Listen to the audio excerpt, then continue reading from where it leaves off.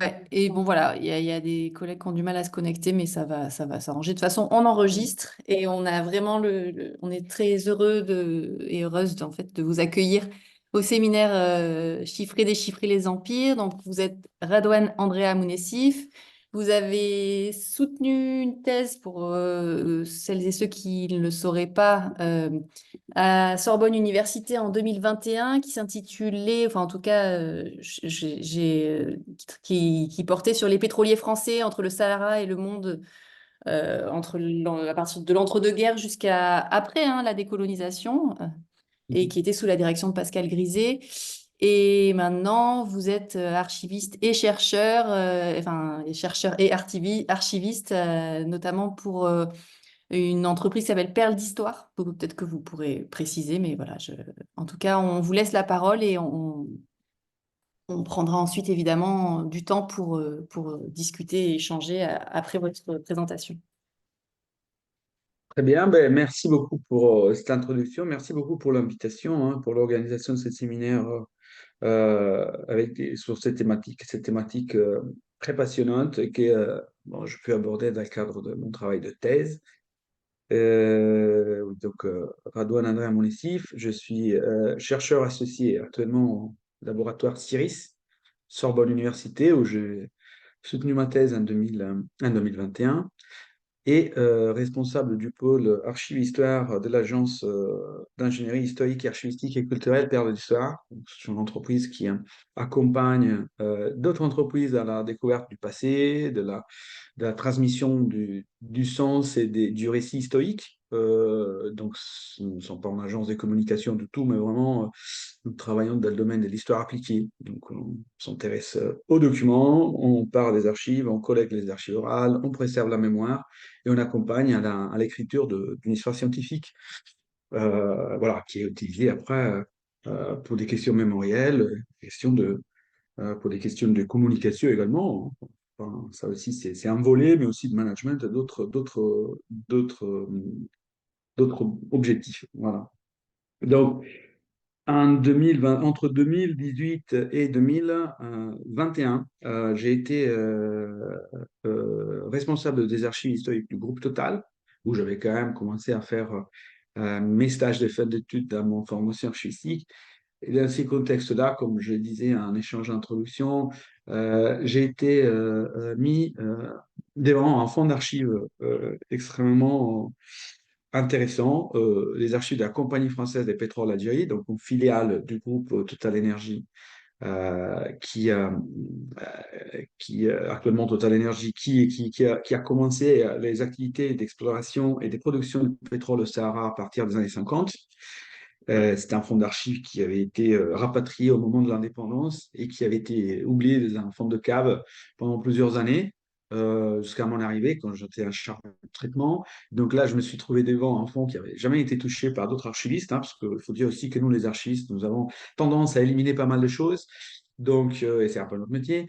Donc, j'ai pu accéder à toute une documentation intermédiaire, d'où une grosse partie des documentations sur les statistiques du service du personnel qui m'ont permis de développer une problématique que j'avais déjà en tête, hein. C'était une problématique d'histoire sociale et d'histoire du travail dans les contextes vraiment de la découverte du pétrole, du début de la recherche pétrolière en France à l'époque. Voilà, donc toute cette documentation complètement inexploitée que j'ai pu compléter après, parce que j'ai eu la chance de trouver un réseau des anciens de la Compagnie française des pétroles d'Algérie. Donc, j'ai mené une longue campagne d'archives orales avec les témoins. Donc, c'était très passionnant parce qu'à un moment donné, on retrouvait la personne qui avait rédigé le document, qui était au service du personnel dans les années 50. Donc, j'ai pu les interviewer, j'ai pu aller au-delà de la démarche quantitative, hein, sur la partie de l'histoire du travail aussi, sur une démarche plutôt qualitative sur la formulation du discours. Alors, c'est un peu euh, ce que je vais essayer d'aborder aujourd'hui dans le cadre de la présentation. Donc voilà, une thèse d'ingénierie archivistique et historique. Maintenant, on va être publié aux éditions Peter Lang, le livre Chercheur d'or noir, une histoire de l'exploration et production en France, va être publié dans les prochains mois. Donc, on est dans la phase finale. Voilà. Donc je vous ai expliqué les sources et le pourquoi de cette recherche. Enfin, quand même, ça, l'objectif, c'était de combler un vide historiographique dans l'historiographie de l'énergie, en histoire de l'énergie, en histoire du pétrole en particulier, même si on n'aime pas se diversifier par ressources. Il y a eu beaucoup de travaux qui ont été menés sur la question de l'approche plutôt géopolitique, relations internationales, l'analyse plutôt liée à des approches de business history, donc, finance, impact économique du secteur, mais on est défaillant, on a été défaillant quand même pendant beaucoup de temps sur la partie plutôt d'histoire sociale et d'histoire culturelle. Alors, il y a des initiatives qui ont été lancées récemment. Nous avons publié en revue, numéro spécial de la revue d'histoire de l'énergie, justement sur le travail dans les secteurs des hydrocarbures. Bon, il y a un mouvement international avec des chercheurs qui se développent dans ces thématiques-là. Donc aujourd'hui, euh, moi je m'en sers dans cette orientation historiographique. Ce que je vais vous présenter aujourd'hui, c'est justement les résultats de ces travaux de thèse. Voilà, donc j'ai intitulé Compter les indigènes, compter les Algériens, les statistiques du travail au service de l'industrie pétrolière française en Algérie. Alors, on parle des années 50 à 70, mais bon, je ferai quand même un pas en arrière pour me mettre dans le contexte. Alors, je vais commencer. Est-ce que vous voyez le diaporama? Je pense que parfait. Je vais commencer donc, à vous présenter une image parce que je trouve que c'est très, très intéressant de se plonger dans l'iconographie. Je vais beaucoup utiliser à ma thèse.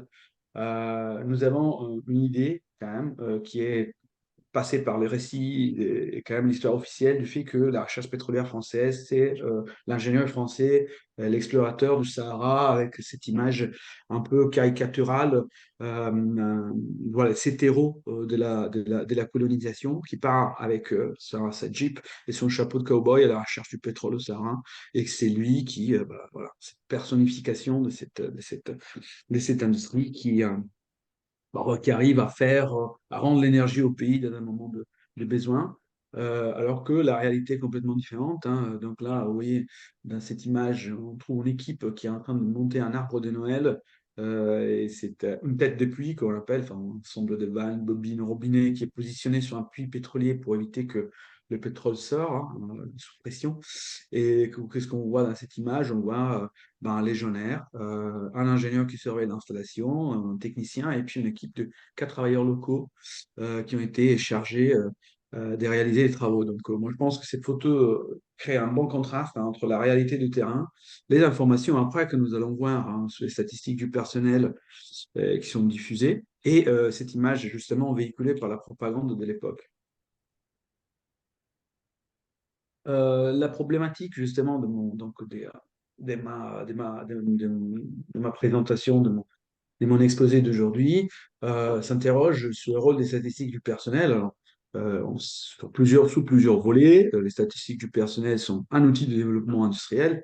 Bon, on dit que la statistique, c'est un outil de planification incontournable, hein.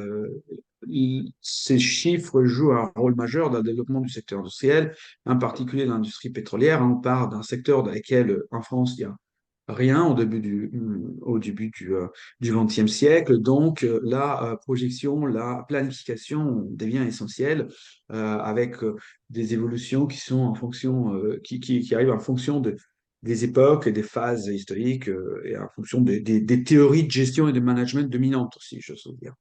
Donc, ce que je dis d'une manière un peu une sorte de provocation, c'est que l'histoire des hommes et des femmes qui ont développé la recherche pétrolière française au début du XXe siècle est une histoire chiffrée.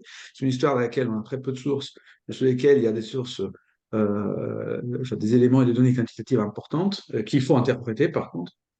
Dans l'entre-deux-guerres, c'est vrai que il y a il y a une forte volonté, alors sur le début du siècle, euh, la France est très en retard par rapport aux autres pays. Il y a une volonté, donc, entre deux guerres, de développer le secteur. Donc, ça se justifie par euh, par les besoins d'avoir plus de techniciens, pour plus de personnel. Donc, cette évolution est accompagnée par une politique d'analyse de l'état du marché et de développement des compétences.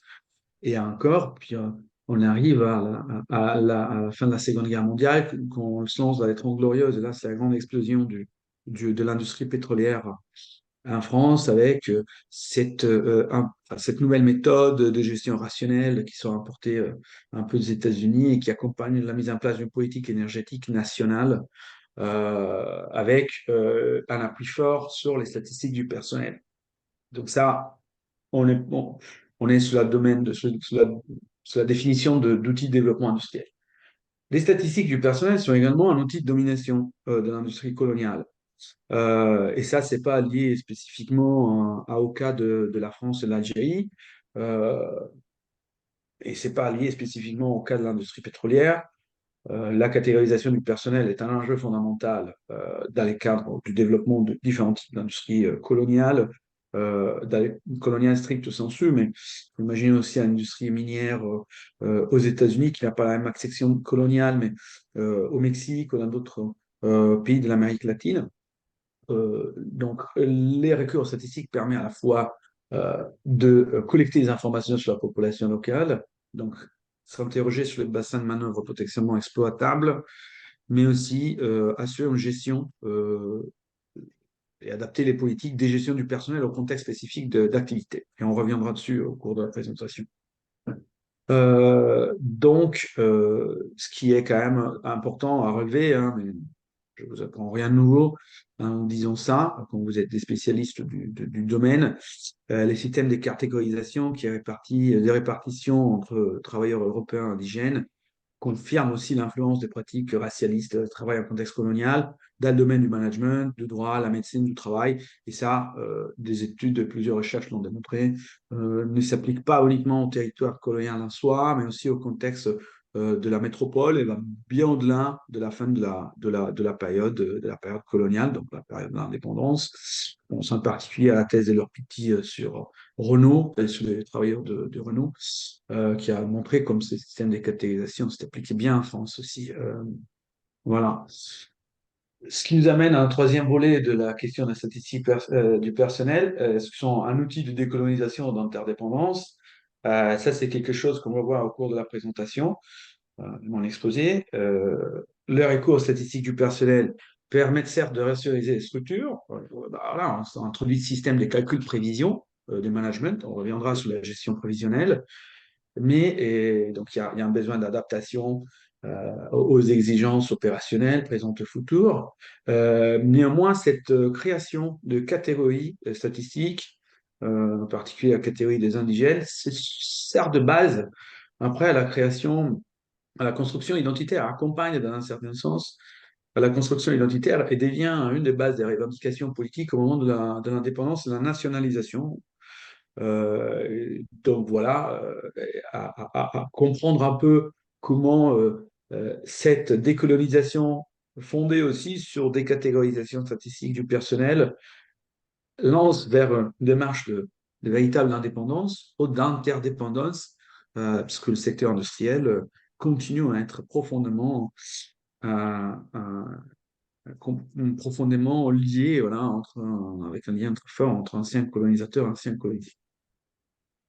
Je vais procéder en trois temps. Alors, dans une première partie, je vais présenter des éléments de contexte avec la naissance de l'industrie pétrolière française et la définition de la politique de gestion du personnel. Voilà.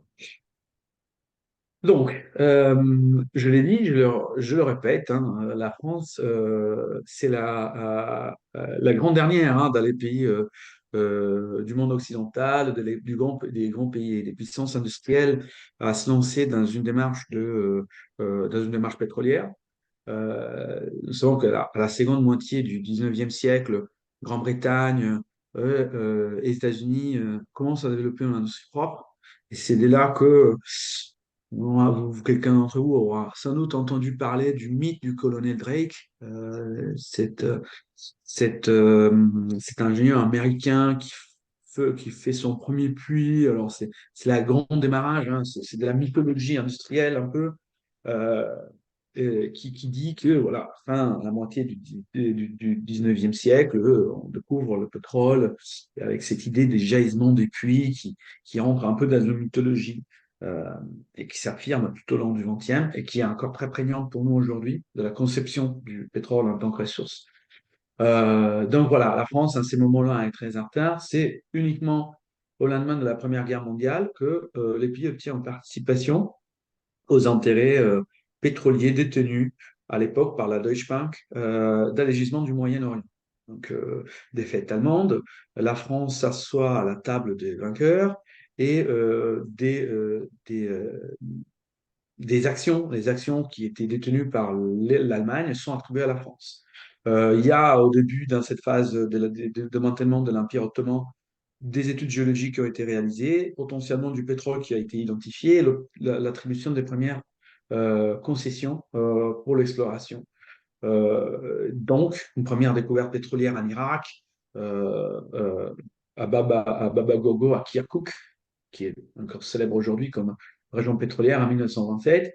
Donc la France rentre dans cette mouvance et c'est seulement en 1924 que les gouvernements décident de créer une société privée, la Compagnie française des pétroles, pour participer, pour gérer les intérêts français dans ces consortiums de l'IPC, l'Iraq Petroleum Company, dans lesquels on a une participation française, américaine et anglaise, et on se répartit l'influence sur le Moyen-Orient pétrolier. Voilà. Très importante la date des créations de la Compagnie française de pétrole. Cette année, on célèbre les centenaires du pétrole français, donc de la création de cette entreprise qui aujourd'hui est le groupe Total Énergie. Vous voyez, c'est une histoire quand même très longue et qui a une influence, un grain très important sur toute l'histoire de France hein, jusqu'au temps présent. Donc, l'attribution des concessions pétrolières et des droits pétroliers au Moyen-Orient accélère hein, le développement de la filière industrielle. Si au cours des premières 60 ans de la découverte du pétrole, du développement de l'industrie pétrolière aux États-Unis, rien ne se passe en France, c'est un pays en pénurie de charbon, c'est un pays en pénurie de ressources énergétiques. Durant la guerre a été très visible.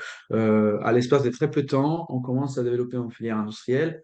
La Compagnie française des pétroles rassemble ce qu'on appelle à l'époque les raffineurs, donc les entreprises qui font du raffinage de pétrole brut pour des lubrifiants, pour de carburant. Bon, il y a encore très peu, certainement. Mais la Compagnie française des pétroles, sous l'influence de l'État, crée la Compagnie navale des pétroles, commence à transporter du pétrole brut au Moyen-Orient, du Moyen-Orient vers la métropole, où des raffineries sont construites euh, euh, à, euh, en Normandie et en Provence. Donc voilà, pour raffiner le pétrole du Moyen-Orient. Il y a toute une mouvance d'un État qui commence à s'intéresser et à vouloir gérer cette politique pétrolière. Donc, on voit la création de l'Office national des combustibles liquides qui commence à organiser le secteur. Et il y a des premières tentatives de recherche des pétroles autonomes d'aller enfin, dans l'Empire, dans les territoires de l'Empire. Bon, une initiative qui est rapidement bloquée parce qu'il y a un manque des connaissances, il y a un manque des techniciens, il y a un manque d'expertise, il y a un manque des financements. Euh, Ces démarches de recherche de ce qu'on appelle les pétroles francs, le pétrole franc, c'est un pétrole qui peut être payé à monnaie nationale, donc stratégique pour la balance commerciale du pays à l'époque. Euh, cette politique, cette ambition de trouver du pétrole national est relancée à la fin de la Seconde Guerre mondiale, même si ben voilà, ça continue un peu durant la guerre avec des projets de développement, durant l'occupation allemande on a des premières découvertes de gisements productifs dans le sud-ouest, la création des premières sociétés, mais tout est encore assez, un état assez embryonal. C'est vraiment à la libération que le gouvernement met en place une politique volontariste avec au centre Pierre Guyoma, qui deviendra très célèbre dans ces secteurs, avec une influence de l'armée, des hauts fonctionnaires, des mines, et puis un rassemblement de capital, du capitaux public pour la création de nouvelles entreprises. Donc, on voit la structuration d'une administration pétrolière, la direction des carburants au sein du ministère de l'Industrie et les bureaux de recherche de pétrole qui commencent à prendre les fonds, les financements publics pour encourager la recherche pétrolière dans les pays et créer et définir. Il y a la définition d'un plan de recherche pétrolière pour explorer le sous-sol français, en particulier les territoires coloniaux. Donc, on arrive aux années 50 avec une ambition très forte qui est celle de chercher, de trouver du pétrole national. Et on se rend compte que bah, on n'a pas des techniciens, on n'a pas d'ouvriers, on n'a pas de main-d'œuvre en mesure de réaliser et de mener ces recherches. Je disais tout à l'heure que la France participait à l'activité pétrolière au Moyen-Orient, mais c'est une participation purement financière. Il faut imaginer que dans les années 20, alors même si aujourd'hui les centenaires des entreprises pétrolières, on parle du pionnier dès 1924, historiquement, on n'a pas de base, enfin, on n'a pas d'indice qui nous amène à penser qu'un seul Français était présent sur le champ de Baba Gourgour à Kirkuk en 1927 quand le pétrole a été découvert. Donc, on part d'une absence des capital humain avec un besoin de former un grand nombre d'ingénieurs et techniciens assez rapidement. Donc, on a la création d'organismes de recherche et de formation. L'Institut français du pétrole est créé dans cette période, chargé de réorganiser la recherche et l'enseignement technique et de créer des liens avec les universités étrangères, donc des circulations d'experts entre les grandes écoles des mines américaines, les entreprises américaines et britanniques, euh, l'armée, les entreprises du secteur. Et on a la création d'une école du pétrole, l'école des pétroles. Euh, Ce sont donc deux types d'enseignements qui sont prévus dans ces contextes-là, hein. Les archives, en particulier, moi, je me suis appuyé sur les archives du CNRS, parce qu'il y avait une participation du CNRS à la création de l'IFP. L'Institut français du pétrole existe encore, mais les archives ne sont pas accessibles. Il y a un centre de documentation. Voilà, donc via les archives du CNRS, j'ai pu reconstituer et donc les programmes de développement qui ont été mis en place. Donc là aussi, un jeu sur les chiffres, parce que je parlais justement d'outils de planification et d'histoire chiffrée en début d'exposé. Euh, il y a des programmes qui sont destinés aux ingénieurs diplômés. Au bout du parcours d'études comme ingénieur, on fait une année supplémentaire pour apprendre les techniques pétrolières et s'élancer dans une insertion professionnelle dans les entreprises ou dans l'administration publique, dans l'administration pétrolière. Et des programmes de formation pour les techniciens de forage. Alors, vous voyez, on parlera du forage. Donc, c'est la personne qui pilote un appareil de forage, donc un derrick, comme on l'appelle en jargon. Voilà, avec des formations pratiques qui sont réalisées dans certaines entreprises du secteur, certaines en métropole, certaines au Maroc en particulier, où la recherche pétrolière c'est par ces périodes. Je vais vous montrer l'importance justement des statistiques et des chiffres dans cette première phase de planification. Là, c'est l'exemple d'affectation d'élèves, hein, de l'École nationale supérieure de pétrole et moteurs pour la promotion 49-50. Dans les archives du CNRS, on réidentifie cet ensemble de statistiques annuelles. Alors là, c'est juste un exemple que je vous donne. Je peux les exploiter pour retracer les parcours et quand même les destinations principales des personnes qui ont été formées, des ingénieurs qui ont été formés dans ces écoles, ce qui confirme les zones d'intervention et d'études prioritaires et d'exploration prioritaire pour la politique du pétrole franc. Voilà. Donc, il y a un très fort intérêt, un très fort appui des finances publiques aussi, des financements publics pour la formation du personnel français, parce que du coup, euh, il y a deux raisons, disons. Voilà. Il y a la volonté, d'une part, de lancer plusieurs chantiers d'exploration en contemporain. Il y a des zones d'exploration prioritaires en Afrique occidentale française, au Sahara, mais aussi dans le sud-ouest, on l'a vu en France. Mais aussi, il y a une autre ambition qui est celle de franciser le secteur des entreprises pétrolières. Alors, les peu d'entreprises pétrolières qui existaient, qui travaillaient à l'époque, faisaient appel à des techniciens étrangers. Il y avait du personnel détaché de Roumanie, qui était à l'époque un centre pétrolier enfin, européen le plus important, donc, qui a été très visé durant la Seconde Guerre mondiale par l'armée nazie. Et puis, bon, des détachements d'experts des États-Unis dans les cadres du plan Marshall. Donc voilà, il y a cette ambition, il y a cette volonté, et il y a ces quotas qui sont transférés. Vous voyez, les destinations principales des techniciens, c'est les sociétés de recherche, les sociétés de raffinage, qui ont une planification très centralisée de ces marchés, enfin de cette industrie qui a comme ambition de se développer rapidement. Dont les Sahara, parce que le Sahara est une des premières destinations de techniciens qui sont formés, d'ingénieurs et techniciens qui sont formés initialement à l'École nationale supérieure de pétrole et moteur, même si cet effort n'est pas suffisant. Les Sahara deviennent donc euh, un territoire prioritaire. La politique du pétrole franc, c'est encourage le lancement des premières missions d'exploration géologique à la fin des années 40. Bon, il faut dire que les Sahara, dans ces moments, il y a des convoitises sur ce territoire. Roberto Canton, dans sa thèse, l'a démontré dans sa thèse sur le pétrole et le rôle de l'industrie pétrolière durant la guerre froide. Et il a exploité beaucoup de sources que moi aussi j'ai exploitées aux archives nationales d'outre-mer du gouvernement général d'Algérie, qui met en évidence qu'à l'époque, il y avait un risque réel de emprise américaine sur les Sahara, parce que, bon, les entreprises américaines, bon, l'information, l'aérosurveillance durant la guerre, au moment de la libération, était importante. La première photogrammétrie du Sahara a été réalisée par l'armée américaine. Et qui dit photogrammétrie, aérophotogrammétrie, ou photogrammétrie aéroportée, dit connaissance des profils, des gros profils géologiques, et qui dit connaissance des profils géologiques dit information stratégique pour des géologues pétroliers, pour dire ben, tel système géologique il pourrait y avoir dans les sous-sols, tel type de structure, tel type de roches, et tel type enfin, tel pourcentage, telle hypothèse, possibilité que telle roche abrite un réservoir dans lequel on pourrait trouver ou pas du pétrole. Voilà. Donc il y a il y a une forte lancée sur ces questions-là, et même si on a un fort manque d'experts.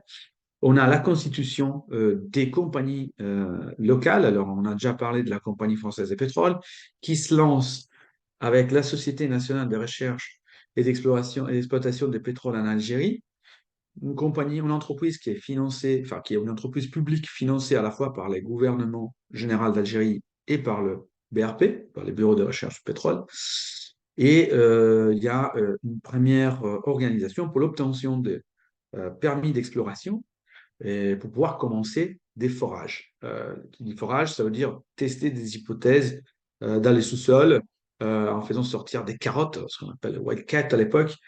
Mais bon, il y a une forte application, hein, je ne veux pas m'étendre sur la partie technique, des méthodes géophysiques qui sont testées pour la première fois au Sahara et qui permettent d'arriver d'une manière extrêmement rapide à identifier des indices positifs, donc sur la présence du pétrole, et à découvrir l'espace de moins de 10 ans des énormes gisements de pétrole et des gaz à Simi Saoud et à Siarmel, dont la date de découverte est définie en 1956. Mais bon, ce sont toujours des dates arbitraires. On ne découvre jamais le pétrole du jour au lendemain, parce qu'on creuse, on fort dans les profondeurs de la Terre. Donc, on arrive à d'un moment lesquels on a bah, peu de temps, des grandes ambitions, on a des grandes opportunités. Et là, il reste la problématique de pénurie de main-d'œuvre, d'où l'importance de faire appel et la nécessité de faire un appel massivement à la main-d'œuvre locale euh, pour des raisons géographiques, pour des raisons justement pour des raisons justement des politiques du personnel. Donc, on rentre dans le vif du sujet. Donc, on rentre dans le vif du sujet en parlant dans cette partie 2 de l'importance de la catégorisation des travailleurs dans l'industrie pétrolière. Hein. Et là, je m'interroge d'une manière un peu un peu une provocation. Je m'interroge sur la question de la ségrégation statistique. On verra un peu. Et puis bon, c'est certainement une question ouverte au débat dans le cadre de nos échanges de tout à l'heure. Donc, je refais un pas en arrière, hein, parce que là, on est arrivé à 1956, le pétrole a été identifié, mais qu'est-ce qui s'est passé avant? Et quel est l'enjeu, hein, bien l'importance des politiques des main-d'œuvre dans le cadre de la recherche pétrolière, de la politique de l'industrie pétrolière. Alors là, je vais pas refaire je ne vais pas reprendre le débat théorique autour des idées des Timothy Mitchell, hein, qui ont s'est secoué, qui ont s'est bouleversé euh, les réflexions dans le domaine de l'histoire de l'énergie, et qui lui met en évidence l'importance stratégique de l'éloignement entre les lieux de production et les lieux de consommation, en mettant, voilà, en démontrant la question de flux, hein, entre ces deux aspects, en mettant en évidence le rôle des individus dans l'interruption du flux énergétique, dans ces cas, et donc justifiant dans un certain sens l'approche de la gestion du personnel, de la gestion de la main-d'œuvre, dans un cas, par exemple, comme l'industrie du charbon, plutôt que l'industrie du pétrole, qui ont des configurations spatiales extrêmement différentes. Ce qui est à remarquer, ce qui est à définir ici, c'est que dans la majorité des cas, et ça on le voit bien dans l'histoire du pétrole français, même dans son petite échelle, euh, la, la, les compagnies pétrolières sont souvent amenées à aller explorer des territoires assez éloignés, assez isolés, et la problématique du recrutement est réelle et concrète. Parfois, on a besoin de déplacer des grands nombres de populations d'un point A à un point B pour réaliser des chantiers qui sont, que dans l'espace de peu de temps, ces structures au milieu de nulle part et qui donnent aussi lieu à des problématiques d'installation géographique. Bon, on pense aux extrêmes nord du monde, hein, à la mer du Nord par exemple, des lieux isolés avec des plateformes en pleine mer. On pense au milieu de l'Australie, on pense enfin, des déserts australiens, au milieu du désert du Sahara. On pense à ces types de lieux-là. Donc, c'est clair que la problématique des recrutements se pose et c'est décliné sur des politiques des main-d'œuvre qui s'adaptent beaucoup à cette configuration. L'exemple principal, c'est l'Amérique latine, parce que c'est là que les problématiques pétrolières ont quand même des gestions des ressources, enfin de l'exploitation, donc la gestion des ressources humaines se pose pour les compagnies pétrolières américaines qui commencent à exploiter et explorer certaines régions de l'Amérique latine. Donc, le recours personnel local devient essentiel. Il y a quand même un principe de séparation des bases de l'espace de vie et des travail qui se met en place et qui ont fait remonter, comme je l'avais mentionné avant, à la problématique de la gestion du personnel dans le secteur minier. Et donc, avec ces principes de ségrégation qui est très visible, hein. Donc, voilà. Au Moyen-Orient, la problématique est la même, mais c'est décline de manière différente sur les pays. Parce que on pense à l'exemple euh, de la politique de main-d'œuvre appliquée par l'Aramco, donc la compagnie américaine qui en Arabie Saoudite. L'Arabie Saoudite, on n'a pas de bassin de main-d'œuvre, hein, on doit faire appel à des travailleurs qui viennent d'autres pays. C'est vrai que pour lancer la production en Bahreïn, au milieu de la péninsule arabique, il n'y a pas d'ouvriers ou de recrutement de main-d'œuvre locale, proprement parlé, mais il y a une circulation, il y a un appel à un bassin de main-d'œuvre de l'Empire britannique pour des questions de langue, de l'Inde, du Bahreïn, d'anciens travailleurs aussi des colonies italiennes comme l'Érythrée, qui sont mobilisés et sont recrutés pour aller s'installer en Arabie Saoudite. Même chose c'est pour l'Iran, où bah, les débuts de l'exploration pétrolière fait en sorte qu'il y a des énormes mouvements de population pour aller vers les provinces pétrolières qui sont extrêmement isolées. Bref, la politique des main-d'œuvre des compagnies pétrolières fait appel à un personnel qui n'est pas encore au moment du lancement de l'activité euh, formé. C'est un personnel destiné à un travail de force et qui est amené dans des centres d'activité pétrolière, dans les cités pétrolières, qui sont organisés sur un principe très strict de ségrégation qui s'applique à la fois à la division du travail, mais aussi à l'organisation sociale. Et on le voit bien, ça se reflète bien sur l'aménagement de l'espace. Euh, Ces questions sont très concrètes pour le démarrage de l'activité pétrolière des entreprises, enfin, pour la France. Euh, Au début des années 50, le démarrage industriel est extrêmement difficile, on l'a dit, il manque financement, il manque de savoir-faire, les coûts d'activité sont très élevés, il n'y a pas de personnel spécialisé. Donc, les premières équipes des travailleurs de la Compagnie française de pétrole Algérie, donc la filiale opérationnelle de la Compagnie française de pétrole, sont recrutés, commencent à être recrutés à côté des sites des implantations de forage. Alors certes, on a des ouvriers spécialisés, hein, parce que faire travailler un appareil de forage est essentiel. Euh, donc il faut un certain niveau de technicité.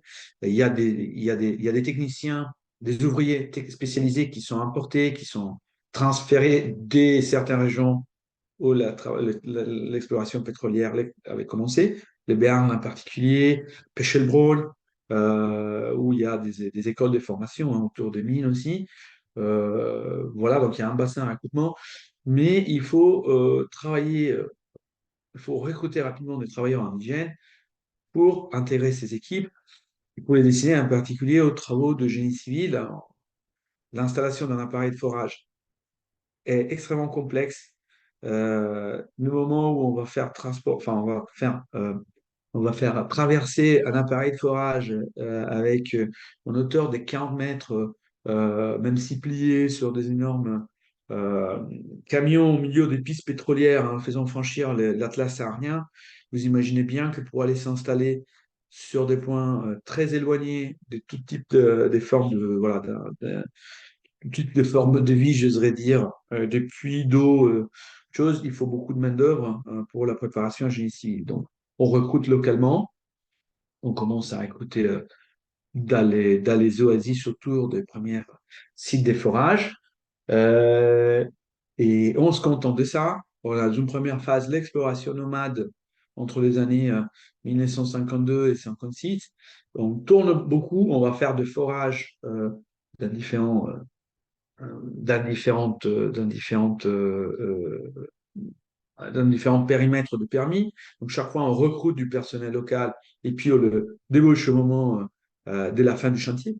Mais progressivement, les entreprises se rendent compte qu'il est nécessaire de former ces personnels et donc, l'objectif, c'est de les intégrer progressivement aux équipes, de ne plus systématiquement renouveler les équipes de travailleurs à chaque déménagement, mais de les intégrer aux effectifs. Et c'est avec cette mouvance, alors c'est dans cette mouvance qu'à partir de 1955, je retrouve dans les statistiques du personnel de la Compagnie française des pétroles Algérie l'apparition des premières catégories statistiques, donc des agents travailleurs auxiliaires qui n'étaient auparavant pas présents. Simplement parce que le recrutement local faisait en sorte que bon, voilà, c'était un travail complètement invisible, mais qui devient visible hein, en raison de l'importance attribuée à ces travailleurs, parce qu'on a un bassin de main-d'œuvre potentiellement exploitable et parce qu'on a enfin, on a vraiment des difficultés de recruter des France pour aller à se lancer au Sahara dans la recherche pétrolière. Dans cette phase, il faut imaginer que si nous, dans notre imaginaire, quand même, on pense aux Trente Glorieuses, la recherche pétrolière au Sahara devient quelque chose d'héroïque, hein, un acte héroïque, de partir au Sahara à la recherche du pétrole, c'est quelque chose qui a fait, enfin, qui a été quand même puis d'une propagande qui, au début des années 50, n'existe pas. Le pétrole, au début des années 50, c'est pas quelque chose qui intéresse. Les ingénieurs qui sortent des écoles de mines, ils veulent aller travailler à la mine, ils veulent construire les barrages, mais ils ne veulent pas du tout se lancer dans un secteur qui n'a pas de futur à l'époque, comme il est considéré en France. Et les techniciens, de la même manière. Voilà, donc il est extrêmement difficile de convaincre quelqu'un à partir, à aller à Hassim El Saoud quand Hassim El Saoud n'existait pas, à s'installer au milieu du désert pour travailler sur un appareil forage à 70 degrés à l'ombre, voilà, pendant plusieurs jours. Donc, c'est cette démarche-là qui fait, permet d'intégrer progressivement ces personnels aux effectifs de l'entreprise. Alors là, je vous donne des chiffres sur le recrutement des travailleurs indigènes entre 55 et 57. Ces chiffres ont été repris des statistiques du personnel. Alors, c'est vrai que là, on part de taux jour homme, hein. Donc, on n'est pas sur un taux effectif du nombre des personnes, mais parfois, les personnes employées sont employées pour des périodes plus courtes ou plus longues en fonction de la variabilité. Alors, vous voyez bien que là, on a de la variabilité saisonnière. Alors ça, là, vous voyez des pics. Les pics correspondent au lancement des chantiers de forage. Les descentes correspondent à la problématique de la saison. Alors, en 55, on sait bien qu'entre juin et septembre, on ne travaille pas beaucoup au Sahara. On est loin d'avoir installé des systèmes de climatisation d'air. On est loin d'avoir une politique de médecine du travail qui permet de ravitailler les travailleurs, et quand même d'assurer leur résistance à des hautes températures. Donc, on n'est pas encore en mesure. On vit sous l'attente. On n'a pas encore des containers préfabriqués avec une climatisation de l'air qui permet la récupération de la nuit. Sur un travail de jour, avec un appareil forage qui travaille à 24 sur 24. Donc voilà, là, vous avez des pics liés à déménagement des appareils forage, par exemple. Et encore une fois, là, on progresse. Alors là, on a la découverte d'Assimi Saoud. Et vous voyez bien que là, la tendance est une tendance à la hausse assez importante. Et là, on met en production on met en production le puits d'Assimi Saoud. On va construire une base pétrolière après. Et après, il y a un shoot encore qui est lié vraiment à la question de la saison, même si là, ça commence un peu plus tôt. Et puis, il y a une stabilisation progressive. Alors là, c'est l'auxiliaire, les travailleurs auxiliaires qui rentrent à faire partie de la, et s'y stabilisent au sein de l'entreprise. Et là, je reviens sur la question des grandes découvertes, de développement industriel. Euh, Ce que je viens d'évoquer, hein, en 1956, on ouvre une nouvelle phase. Alors, on parle d'exploration nomade et puis de, d'une phase de production, donc d'installation progressive autour des sites d'activité, donc d'Assimi Saoud en particulier.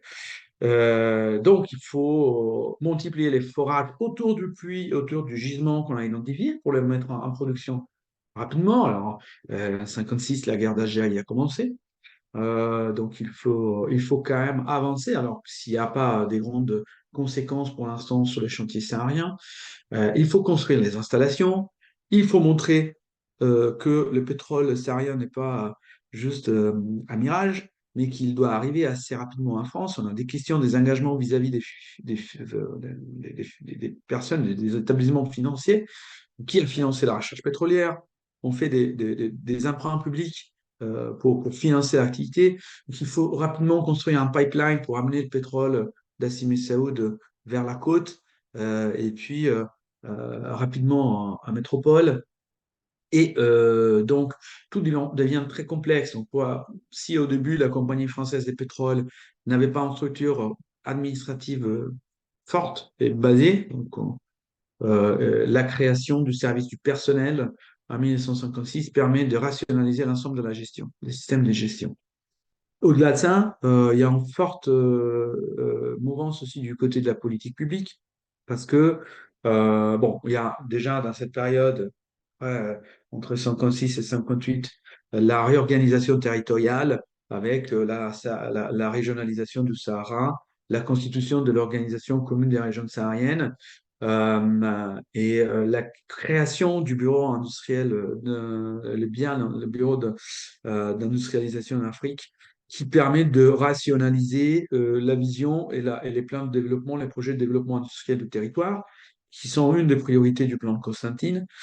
Et donc, on a des recensements périodiques de travailleurs qui sont réalisés à la fois par les administrations publiques et par l'armée, les autorités militaires. Donc, voilà, on est dans cette mouvance des besoins de rapidité, des rationalisations pour accompagner les entreprises à s'installer dans ces territoires et les accompagner justement dans le développement de l'activité, ce qui signifie dans la mise en place d'une véritable politique de gestion de personnel structurée, euh, avec un recrutement euh, et une gestion, ces systèmes de gestion beaucoup plus complexes. Là, je vous montre deux courbes, enfin deux courbes qui répondent à la fois la évolution du personnel de la Compagnie française des pétroles d'Algérie, encore tiré des statistiques du personnel. On a deux niveaux, vous voyez bien. On a l'intégralité, alors on a le personnel titulaire. Les personnels titulaires, bon, enfin, c'est principalement bah, des personnels français. Alors, il faut dire que quand même, là aussi, il y a plusieurs niveaux aussi de répartition et des catégorisations du personnel. Ce qui est très intéressant, ce qui ressort de la campagne d'entretien que je menais, c'est qu'il y a une forte séparation à l'époque entre bah, les personnes recrutées, bah, les ingénieurs, les cadres qui viennent des métropoles, donc qui ont fait leurs études à l'École nationale supérieure de pétrole, des diplômes d'ingénieurs à différents niveaux, hein, l'école, des écoles des mines, des centrales. Donc, on a plusieurs origines, hein, très peu de polytechniciens. C'est pas encore l'intérêt d'aller vers le secteur pétrolier. Ce pétrolier n'attire pas l'attention des jeunes ingénieurs. Il faut faire beaucoup d'efforts. C'est pour ça qu'on lance cette propagande à ce moment-là, via les films, les bandes dessinées, les mythes du Sahara, la recherche pétrolière, l'aventure pétrolière, voilà. Et on a une grosse couche de personnel d'administratifs et et des techniciens qui sont des Européens d'Algérie à l'époque. Voilà, donc il y a ces trois niveaux. Il y a les cadres plutôt qui sont des Français de métropole. Il y a les agents de maîtrise et les ouvriers qui sont des pieds noirs à l'époque. Et puis il y a toute cette main-d'œuvre, les manœuvres de force, des signes de travaux de force qui sont bah, du personnel auxiliaire. Voilà, vous voyez bien la courbe d'évolution. Disons que, pour donner quelques idées sur les chiffres, en 1954, la Compagnie française des pétroles compte sur un total de 214 agents, 79 travailleurs auxiliaires. Donc, en fait, les 30%, dans cette phase-là, les 30% du personnel est recruté localement parmi les travailleurs indigènes. En 59, donc là, dans cette phase-là, vous voyez bien, hein, comment c'est entre 58 et 59. Là, on est dans un pic d'activité extrêmement important. C'est la construction du premier pipeline qui relie Simi Saoud à la côte. Donc, le nombre de travailleurs auxiliaires est de 625 unités sur un total de 1630 personnes. Donc, on est à peu près au 40% de l'effectif total, avec une réduction progressive dans la période de l'indépendance, mais ce n'est pas pour des raisons liées spécifiquement à des questions politiques. Là, on est sur une politique, enfin, sur une stratégie de stabilisation des effectifs pour des réductions des coûts. Alors là, l'auxiliaire devient, s'atteste au 24, enfin, les personnels indigènes s'attestent au 24% du total. Voilà.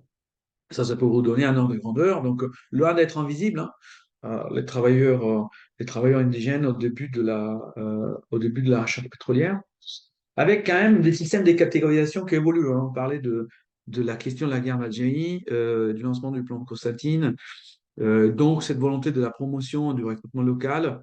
Je vais passer rapidement hein, sur cette question très technique, sur les effets, sur l'effet dans l'entreprise de cette nouvelle orientation politique. On a quand même une introduction du nouveau système de catégorisation pour la catégorisation des travailleurs auxiliaires. Donc, si vous voulez, on va créer deux catégories statistiques, des auxiliaires organiques. Donc, on commence à stabiliser la présence, même du point de vue contractuel, de ces personnes, des travailleurs recrutés localement au sein de l'entreprise, avec une création d'une nouvelle catégorie des auxiliaires non organiques, pour lesquels on se réserve enfin, on se réserve le droit de donner les statuts de titulaire ou pas, mais l'objectif étant quand même de commencer, et ça c'est quelque chose qui est lié à la volonté politique, mais aussi à des besoins de rentabilité économique, des rentabilités financières, du coût de production et donc du coût du baril du pétrole extrait au Sahara, parce qu'il faut dire que les pétroles extraits au Sahara coûtent 10 fois les pétroles extraits au Moyen-Orient à l'époque, mais il est stratégique parce que pour la politique nationale, on peut le payer un franc. Voilà. Donc, du coup, et on peut développer une industrie interne, cette ambition. Donc voilà, vous voyez bien que on commence. Alors, on commence à introduire dans les organigrammes des travailleurs auxiliaires, on met en place un système de progression en fonction de l'acquisition de compétences. Donc, on a un groupe pour les travailleurs auxiliaires organiques, on a 6 groupes avec une transition possible, hein. On rentre dans les premiers groupes, on définit, c'est les manœuvres débutants, on les définit les plantons, qui sont des employés sans compétences particulières. Et donc, on évolue en fonction de l'apprentissage de l'écriture, de la lecture, de la langue française, au fur et à mesure, vers des groupes, par exemple, les groupes 4 et 5, on appelle les auxiliaires organiques, on les appelle les caporaux, qui peuvent remplacer un chef d'équipe. Ce sont des employés qui sont en mesure d'écrire, qui savent se servir de machines à écrire à calculer, qui parlent français clairement, et qui sont en mesure de traduire les ordres dans la langue locale aux travailleurs du groupe 1. Voilà. Donc il y a une structuration assez forte, ce qui accentue encore plus la ségrégation. Les cas de titularisation restent évidemment limités, même s'ils avancent. Voilà. Vous voyez bien que les auxiliaires dans ces schémas, à niveau, enfin, sur les statistiques du personnel, les auxiliaires organiques disparaissent à 61, non organiques, pardon. Donc, c'est donc selon cette vision, à partir de 61, tous les travailleurs indigènes sont des auxiliaires organiques. Alors, c'est une vision assez simplifiée d'une réalité plus complexe. On sait bien que dans ces données, il faut les interpréter sur les faits qu'à ces moments-là, il y a des statistiques qui sont demandées explicitement par la Chambre syndicale du pétrole, par l'Organisation commune des régions sahariennes. Il y a une prise de conscience de la problématique qui, on va voir dans dans les slides suivantes, euh, voilà. Mais même les travailleurs locaux deviennent de plus en plus conscients de ce positionnement au sein de l'entreprise. Donc, moi, je prends avec beaucoup de précaution ces chiffres. Et donc, avec cette vision, euh, euh, blanc et noir, hein, du fait que l'auxiliaire organique, on demande, il n'y en a plus à un certain moment. Non organique, il y en a plus à un certain moment. On sait pertinemment que jusqu'à la moitié des années 60, les entreprises font appel à du main-d'œuvre qui n'est pas essentielle. Voilà. Mais ça donne quand même l'idée et l'image d'une tendance euh, particulière. Je vais faire un petit focus très rapide sur la question de la médecine du travail, parce que dans cette gestion de la main-d'œuvre, avant de passer à la dernière partie, je pense tenir les temps. J'ai encore un quart d'heure, j'en sais pas. Est-ce que vous confirmez que vous- pour la troisième Oui, partie? oui, maximum un quart d'heure, on va dire. Oui, voilà, je vais essayer d'accélérer un peu. Sur cette partie de l'approche statistique de la médecine du travail, alors c'est très important parce que alors, là, on est dans une démarche de recrutement, on met en place une politique de recrutement qui se base quand même sur des paramètres physiques et psychotechniques. On sait bien qu'on est dans un contexte de médecine coloniale dans lequel on a une interprétation quand même biaisée, hein, par cette vision du monde. Donc dans cette période, il y a plusieurs services qui se mettent en place. Des études de performance, des aptitudes au travail industriel sont réalisées à la fois par l'armée, mais aussi par d'autres organisations comme ROSA, c'est les centres d'études d'information des problèmes humains en zone aride, qui dépend du BIA, du Bureau industriel africain, et de l'Organisation commune des régions sahariennes. Donc on commence à s'interroger sur euh, quel type avec des études quantitatives réalisées sur les travailleurs, quel type de tribus, par exemple, est plus apte à s'intégrer au travail industriel dans l'industrie pétrolière, ou quel type de tests psychotechniques sont suffisants pour comprendre le niveau de compétence et la capacité à l'adaptation industrielle d'un individu plutôt qu'un autre. Et mais encore, on va voir, ces études quantitatives sur la main-d'œuvre, hein, appuyées par la médecine du travail, par les psychotechniciens de l'époque, sont complétées par des études sur des enquêtes plutôt anthropologiques, sociologiques, sur l'impact de l'industrialisation de la région où l'activité pétrolière se développe. Je vous amène ici 2 exemples assez rapidement, juste pour vous donner un aperçu. 2 études, une étude de 1957 du docteur Claude Vigan, qui est à l'époque docteur résident, enfin docteur du Prosa et un médecin du Prosa, qui réalise une enquête pilote sous les ouvriers autochtones de Fort McMahon, Laguat et Radaya et Fort Mirabel. Il s'interroge sur la pertinence des dispositifs de sélection de la main-d'œuvre et sur la fonctionnalité des tests psychotechniques. Lui, il fait sur un échantillon de 200, dit lui, hein, je cite, 296 indigènes. L'enquête montre que 64% des sujets, soit 21%, sont relevés aptes à l'apprentissage et en adaptation à des tâches complexes. 136, soit 45%, ont des temps de réaction normaux et en rapidité à régularité. Et 97, soit 32%, apparaissent dépourvus de moyens dans les domaines de l'intelligence et de la motricité. Donc ça, on dit, bah voilà, on essaie de viser quel bassin de main-d'œuvre on allait interroger. Il y a une autre étude intéressante sur la question de la main-d'œuvre, hein, sur une étude sur l'état de la main-d'œuvre au Sahara de Dr Faure, hein, qui est un médecin résident de la Compagnie française du pétrole. Dr Faure, il va sur les chantiers de forage de la Compagnie française du pétrole et il dit, bah, elle regarde un peu les statistiques, les ouvriers originaires de Tougourt, ils sont plus ou moins aptes. Les ouvriers originaires de Rardaya ou de l'Oued, Rardaya, ils sont plus aptes au travail administratif. Ils savent lire les Français, ils savent écrire les Français. Ceux d'Eloued, ils ont tendance à vouloir retourner dans leur oasis à un certain moment. Voilà, donc ça aussi, c'est intéressant à voir comme les données statistiques sont appuyées, appuient la politique du personnel. J'arrive à la dernière partie sur la question de la. Voilà, je suis passé rapide sur la question des conflits sociaux. Je dis des conflits sociaux, conflits statistiques, l'indépendance et l'algérianisation, qui est un peu le cœur enfin, les centres de ma thèse, hein, de mon travail de recherche. Je commence à vous dire que bah, de toute façon, vous imaginez, on a vu l'histoire du côté de l'entreprise, là on la voit du côté du mouvement syndical un peu, et ce qui deviendra quand même le mouvement syndical algérien.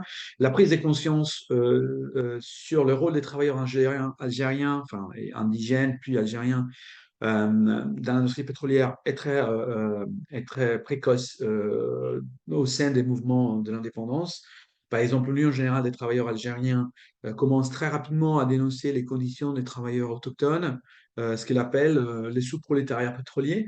C'est clair, et commence à réaliser, alors il y a des chiffres, hein, il y a des enquêtes statistiques qui sont réalisées pour nourrir les discours militants et qui sont diffusées via des réseaux, des réseaux du mouvement syndical international. Alors, il faut dire aussi que dans cette période, on est dans une phase de censure, on n'a pas d'informations de la part du gouvernement. Et donc, dans ce qui se passe réellement au sein de l'Algérie, encore aujourd'hui, il faut le dire, toutes ces informations sont contenues, beaucoup de ces informations sont contenues au sein des archives de l'Office de l'Organisation commune des régions sahariennes, au fond de plus de 100 mètres linéaires qui est conservé aux archives d'outre-mer et qui n'a pas été inventorié. Donc, un jour, quand il sera accessible, on pourra confirmer pas mal de choses, je crois. Donc, tous ces chiffres-là sont collectés par les syndicats et diffusés à l'extérieur via des réseaux de mouvements syndical via l'Italie, d'autres pays par exemple, hein, mais pas via la France. Alors, on s'appuie sur le fait que les travailleurs du pétrole peut appuyer l'indépendance du pays et devient quand même l'héros de l'indépendance, dans un certain sens, un des au moins. Et là, on découvre hein, qu'il y a un 59, selon les enquêtes du syndicat, on a, bon, ça c'est la bataille des chiffres, hein, sur 9000 travailleurs des entreprises pétrolières et parapétrolières actives au Sahara, entre 2500 et 3000 sont autochtones. Bon, on est sur un 30%, sur un 25 ou 30%. On n'est pas loin des chiffres que nous trouvons à l'intérieur des statistiques du personnel de l'entreprise de la Compagnie française de pétrole Algérie. On a quand même des chiffres qui mettent en avant les nombres de travailleurs mobilisés et les temps courts de mobilisation autour des chantiers. Donc, il y a des chiffres quand même qui reviennent. Donc, cette prise de conscience devient importante. L'indépendance de l'Algérie, quand même, dans ces contextes-là, donc déjà durant la phase coloniale, la période de l'indépendance, on a cette prise de conscience.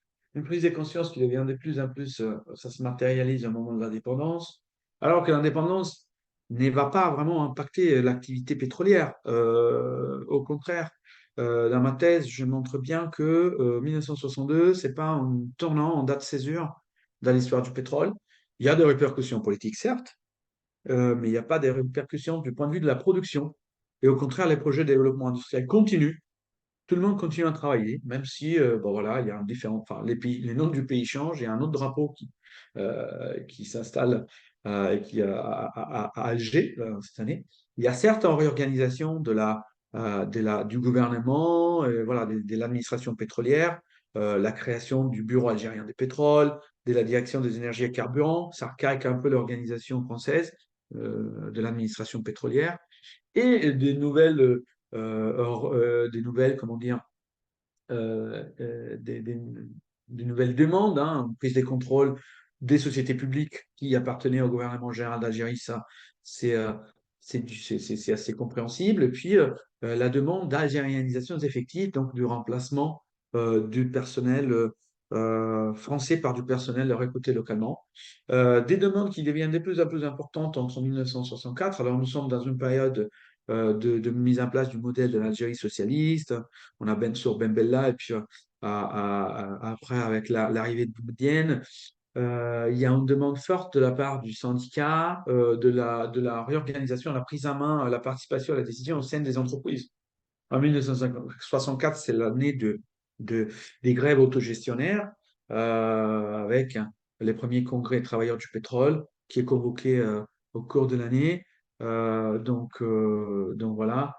Euh, je passe rapidement hein, sur ces graphes, mais voilà, je voulais vous montrer quand même comme la continuité opérationnelle existe.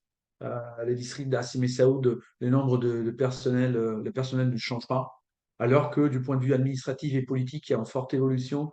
Il y a le rapatriement du siège d'Alger, français d'Alger, vers Paris, et qui est donc on déplace les centres politiques, pas les centres décisionnels, mais voilà, ça c'est pour appuyer un peu cette idée de continuité.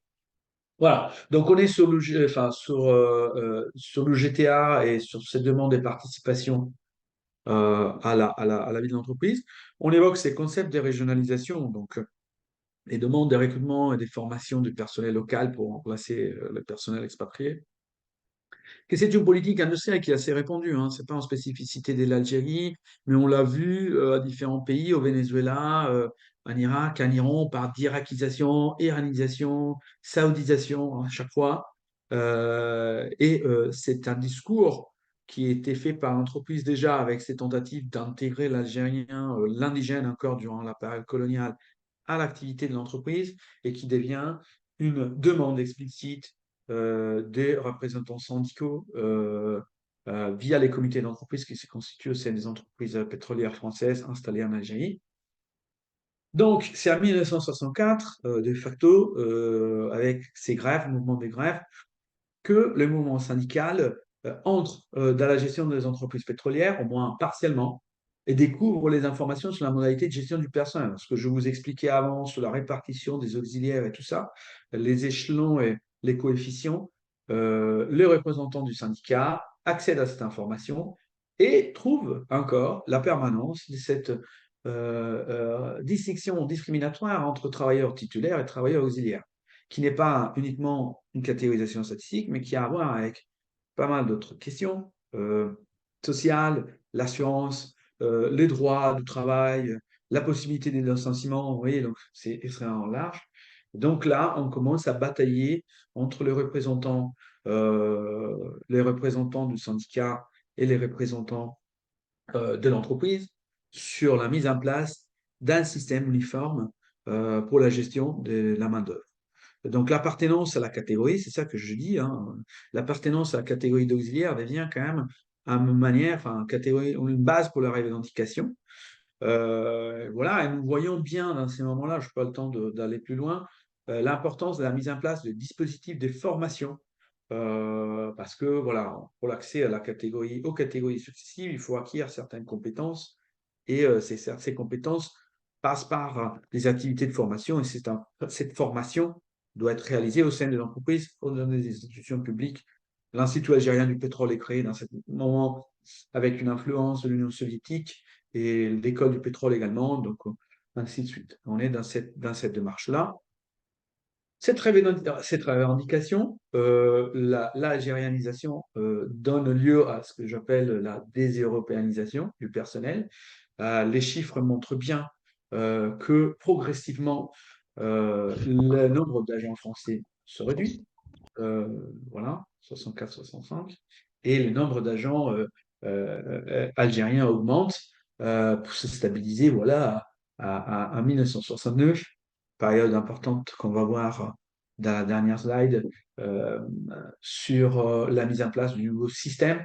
Parce que voilà, les changements politiques ne sont pas vraiment importants dans cette phase, sauf pour des accords de 65, mais arriveront justement dans la mouvance qui va vers la nationalisation du pétrole en Algérie. Les revendications sont très importantes. Alors, on s'appuie quand même, vous voyez bien que toute cette démarche-là est liée à des discussions sur des quotas annuels, de combien on a gagné cette année. Voilà, on a quand même une volonté politique aussi stratégique de l'entreprise de la Compagnie française de pétrole de prendre tous ces techniciens déployés au Sahara pour dire, bon, enfin, il n'y a plus de futur, enfin, ça ne va pas être stratégique pour nous, continuer à travailler dans ces contextes. On diversifie. Là, vous voyez, en 65, on a le démarrage de la recherche pétrolière enfin, entre 65 et 67 en Indonésie, en mer du Nord, vers d'autres zones. Mais pour faire face donc, à ces revendications, nous avons quand même une entrée importante du point de vue technique qui est liée à l'introduction du nouveau système de catégorisation du personnel euh, qui est basé sur ce qu'on appelle la gestion prévisionnelle du personnel. Alors, nouvelle méthode qui est introduite grâce à des influences, enfin à l'expertise de certains cabinets d'organisation. Donc, on introduit des systèmes de déclassement des travailleurs qui sont fondés sur l'expertise et l'expérience professionnelle, la maîtrise des tâches, dans un souci de planification, d'ajustement des besoins et des ressources sur le plan quantitatif, donc nombre d'effectifs, mais aussi qualitatif, les compétences. Donc, dans ces contextes-là, on essaie de détacher la question de la revendication sur le nombre de postes à une revendication, enfin à un système quand même de calculs mathématiques basés sur et statistiques, basés sur des outils informatiques qui disent, bon voilà, il faut acquérir tel nombre de compétences pour pouvoir accéder à tel poste. Donc, si vous voulez, dans un certain sens, on va faire rentrer, essayer d'apaiser ces conflits de chiffres via ces systèmes de gestion prévisionnelle qui sera la base et quand même est adopté au sein de pas mal d'autres entreprises. Ce qui donne quand même lieu. Redouane, est-ce que Oui, je peux vous demander de peut-être vous acheminer vers la conclusion pour qu'on ait le temps de oui, discuter? J'ai peur que on n'ait pas le temps sinon. oui, oui, bien sûr, je suis sur ma dernière slide. La prochaine, c'est la conclusion. Voilà, on peut revenir hein, sur la question des conflits, sur les remplaçants et les remplacés, et la perception aussi de ça, parce que moi j'ai croisé les archives avec les témoignages des personnes qui ont été algérianisées ou déseuropéanisées, et cette vision n'est pas claire pour eux. Enfin, ils n'ont jamais compris pourquoi ils ont dû partir. Donc voilà, la décision de recentrer la politique d'algérianisation sur le principe de maîtrise des tâches, donc permet de justifier quand même cette permanence du personnel d'encadrement en français à Simissoul jusqu'à la nationalisation en 71. Voilà. Et en conclusion, donc, pour résumer un peu l'ensemble, mais ouvrir aussi sur une autre phase de l'histoire de la gestion de la main-d'œuvre dans l'industrie pétrolière française, disons que le recours aux méthodes de catégorisation a permis d'intégrer le personnel local au sein de la Compagnie française des pétroles, alors c'est les cas d'études, mais bien sûr au sein d'autres entreprises, tout en garantissant une séparation entre Européens et indigènes durant la période coloniale. Donc on répond à des besoins clairement opérationnels en les adaptant via ces systèmes de gestion. On a, à la demande de l'indépendance, les passages entre un modèle de catégorisation qui est fondé sur l'appartenance nationale, hein, dans un certain sens. On est européen, on est algérien, a donc un modèle fondé sur la maîtrise des tâches via la gestion prévisionnelle, ce qui permet vraiment de dépayser ces conflits qui viennent constituer via le système des catégorisations statistiques. Et donc, et ça c'est un peu une ouverture, hein, parce qu'on le voit dans la suite, ce que je dis, c'est que je affirme dans ma thèse, c'est que l'Algérie se transforme en terrain d'apprentissage des méthodes de catégorisation du personnel local et de gestion prévisionnelle qui seront après utilisées dans différents contextes d'activité dans les années suivantes. Ce qui devient en Algérie l'algérianisation, dans un contexte un peu différent, deviendra en Indonésie l'indonésianisation du personnel, pardon. Ce qui sera appuyé avec une forte automatisation de méthodes de calcul et d'entrée de l'informatique. Voilà, donc ça c'est la synthèse de ce que je voulais vous raconter. Donc là, on peut revenir sur des aspects, euh, si vous voulez, je suis à votre disposition pour toutes questions, et remarques et suggestions. Voilà. Merci beaucoup. Merci à vous, merci beaucoup pour cette très très riche présentation. On va sans tarder prendre vos questions et voilà, n'hésitez pas à vous signaler et on vous donnera la parole pour poser vos questions et à vous présenter peut-être. Moi, je peux peut-être lancer la discussion si vous voulez, ça permet de d'échauffer les choses. Mais en tout cas, voilà, moi j'étais vraiment très intéressée. Ça a fait en fait beaucoup d'écho avec mon propre travail de thèse qui portait sur l'administration des postes télégraphes et enfin, et téléphones où j'avais travaillé sur les distinctions entre membres du personnel et du coup, me permets de repartir peut-être de là. Est-ce que vous pourriez revenir sur les catégories qui sont utilisées? On voit que la catégorie qui revient souvent, c'est la distinction entre personnel titulaire et personnel auxiliaire avec différents types d'auxiliaires et différents groupes entre organique et non organique et même des hiérarchies à l'intérieur d'eux. Mais est-ce qu'on retrouve des catégories raciale du personnel? Est-ce qu'on parle de FMA, Français musulmans d'Algérie, FSE, Français de souche européenne? Est-ce qu'on parle d'indigènes dans les tableaux que vous avez mobilisés? Ou est-ce que ces catégories-là, qu'on trouve souvent dans l'entre-deux-guerres, enfin, voilà, est-ce que enfin, la compagnie française des pétroles les utilise? Et puis, je prolongerai même la question au-delà de l'indépendance, c'est-à-dire est-ce qu'on parle de coopérants techniques? Voilà, est-ce que ces statuts-là sont clairement identifiés dans les sources, tout simplement, hein, que vous utilisez? Et derrière ça, il y a l'idée, enfin voilà, je trouve que l'idée qu'il y ait une ségrégation statistique qui soit liée à une division raciale du travail, des tâches, d'une certaine manière, c'est des choses qu'on retrouve ailleurs. Ce que j'ai trouvé très intéressant, c'est qu'en fait, souvent, peut-être pas seulement après l'indépendance, mais dès la période coloniale, la division du travail, elle est justifiée ou elle est masquée ou elle est euphémisée. Cette division raciale hein, du travail, elle est euphémisée par une distinction entre titulaires et non titulaires. Ceux qui sont auxiliaires, qui du coup sont moins payés, font des travaux de force, restent pas longtemps dans l'entreprise et qui, la plupart du temps, sont les Algériens colonisés. Et puis ensuite, voilà. Donc, cet enfermement dans l'auxiliariat, moi, je l'ai beaucoup retrouvé dans la fonction publique dans l'entre-deux-guerres, avec aussi des revendications pour en sortir, c'est-à-dire des demandes pour être titularisé. Ce que je trouve frappant dans votre travail, c'est que du coup, vous, ça se concentre sur une toute petite période de temps, c'est-à-dire que votre entreprise, elle est créée tardivement. Et en fait, ça s'entrechoque les moments où enfin, où les choses se mettent en place. C'est déjà les années 50, il y a déjà la guerre d'indépendance algérienne, il y a déjà des politiques d'algérianisation, par exemple dans la fonction publique, on algérianise les cadres, c'est-à-dire qu'on veut faire en sorte que les postiers, les enseignants, les Algériens soient titularisés, accèdent à des emplois de catégorie A ou B. Voilà, et je trouve que vous, ce qui se passe, c'est vraiment un moment très court où les choses, où tout va très vite. Je pense que vous connaissez, mais je le dis quand même, le livre de Muriam Haley Davis sur le capitalisme racial et le plan de Constantine, je pense que ça vous serait très, très utile. Elle a travaillé vraiment sur ces années-là. Et je crois que il y aurait plein de pistes de dialogue. Donc voilà, j'ai d'autres questions au-delà des remarques. C'est est-ce que du coup, vous observez des titularisations des Algériens dans les années 56, 58, ce moment où il y a une algérianisation d'autres secteurs professionnels à la toute fin de la période coloniale, même si c'est minoritaire, est-ce qu'on a une politique d'algérianisation qui précède d'algérianisation et d'accès à des emplois titulaires et plus qualifiés à la fin de la période coloniale, dans les dernières années? Est-ce qu'on a des femmes, notamment dans les bureaux, puisque votre parallèle avec le secteur minier, il me paraît très judicieux, et dans les secteurs miniers, on voit qu'il y a des femmes dans les bureaux, et notamment du coup, est-ce qu'on voit des Algériennes dans certains bureaux à la toute fin, hein, ça peut pas être, ou après l'indépendance, quelle est leur place? Et puis, voilà, toujours sur cette distinction entre travail intérimaire et travail travail auxiliaire et enfin, les travailleurs auxiliaires et les travailleurs titulaires, pardon.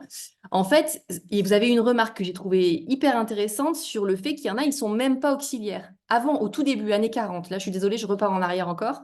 Années 40, vous dites, il y a fait tout un volant du travail qui est un travail invisible. Et c'est des gens qui sont même pas qui accèdent même pas au statut d'auxiliaire. Donc, moi, j'avais mis du temps à comprendre ça dans ma thèse. Il y a des gens, ils sont en fait des intérimaires, des journaliers, des intermittents, mais ils sont tellement intermittents et tellement intérimaires qu'ils n'ont pas de dossier de carrière et qu'ils n'accèdent pas au statut d'auxiliaire.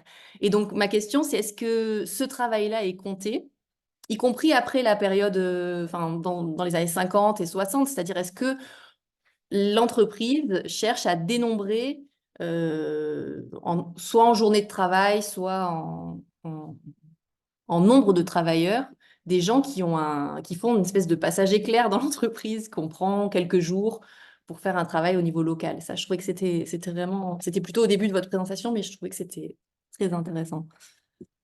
Merci beaucoup. C'est beaucoup de questions. Prenez ce que vous voulez. Et puis, je vois qu'il y a aussi, enfin, il y aura peut-être d'autres questions. Vous voulez que je réponde tout de suite ou on attend? Moi, On- je pense que Peut-être, Béatrice, qu'est-ce que tu en penses? Un premier retour pour Radouane? Ah, oui, là, ce serait bien un premier retour.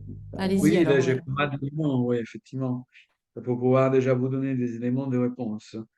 Euh, oui, en fait, alors, il faut dire que sur la catégorisation, notamment sous les statuts des individus, hein, dans les droits coloniaux en particulier en Algérie, ce qu'on retrouve dans les documents, au-delà de la notion de titulaire auxiliaire, hein, qui là renvoie aussi, à mon sens, à une vision un peu plus large du secteur pétrolier, et que par le biais aussi des certaines typologies d'informations qui sont demandées par des organismes de catégorie, en particulier la Chambre syndicale du pétrole, qui est un organisme qui a l'objectif aussi de collecter l'ensemble des statistiques des entreprises pour les rendre les plus accessibles. Alors pour les Sahara, c'est très particulier.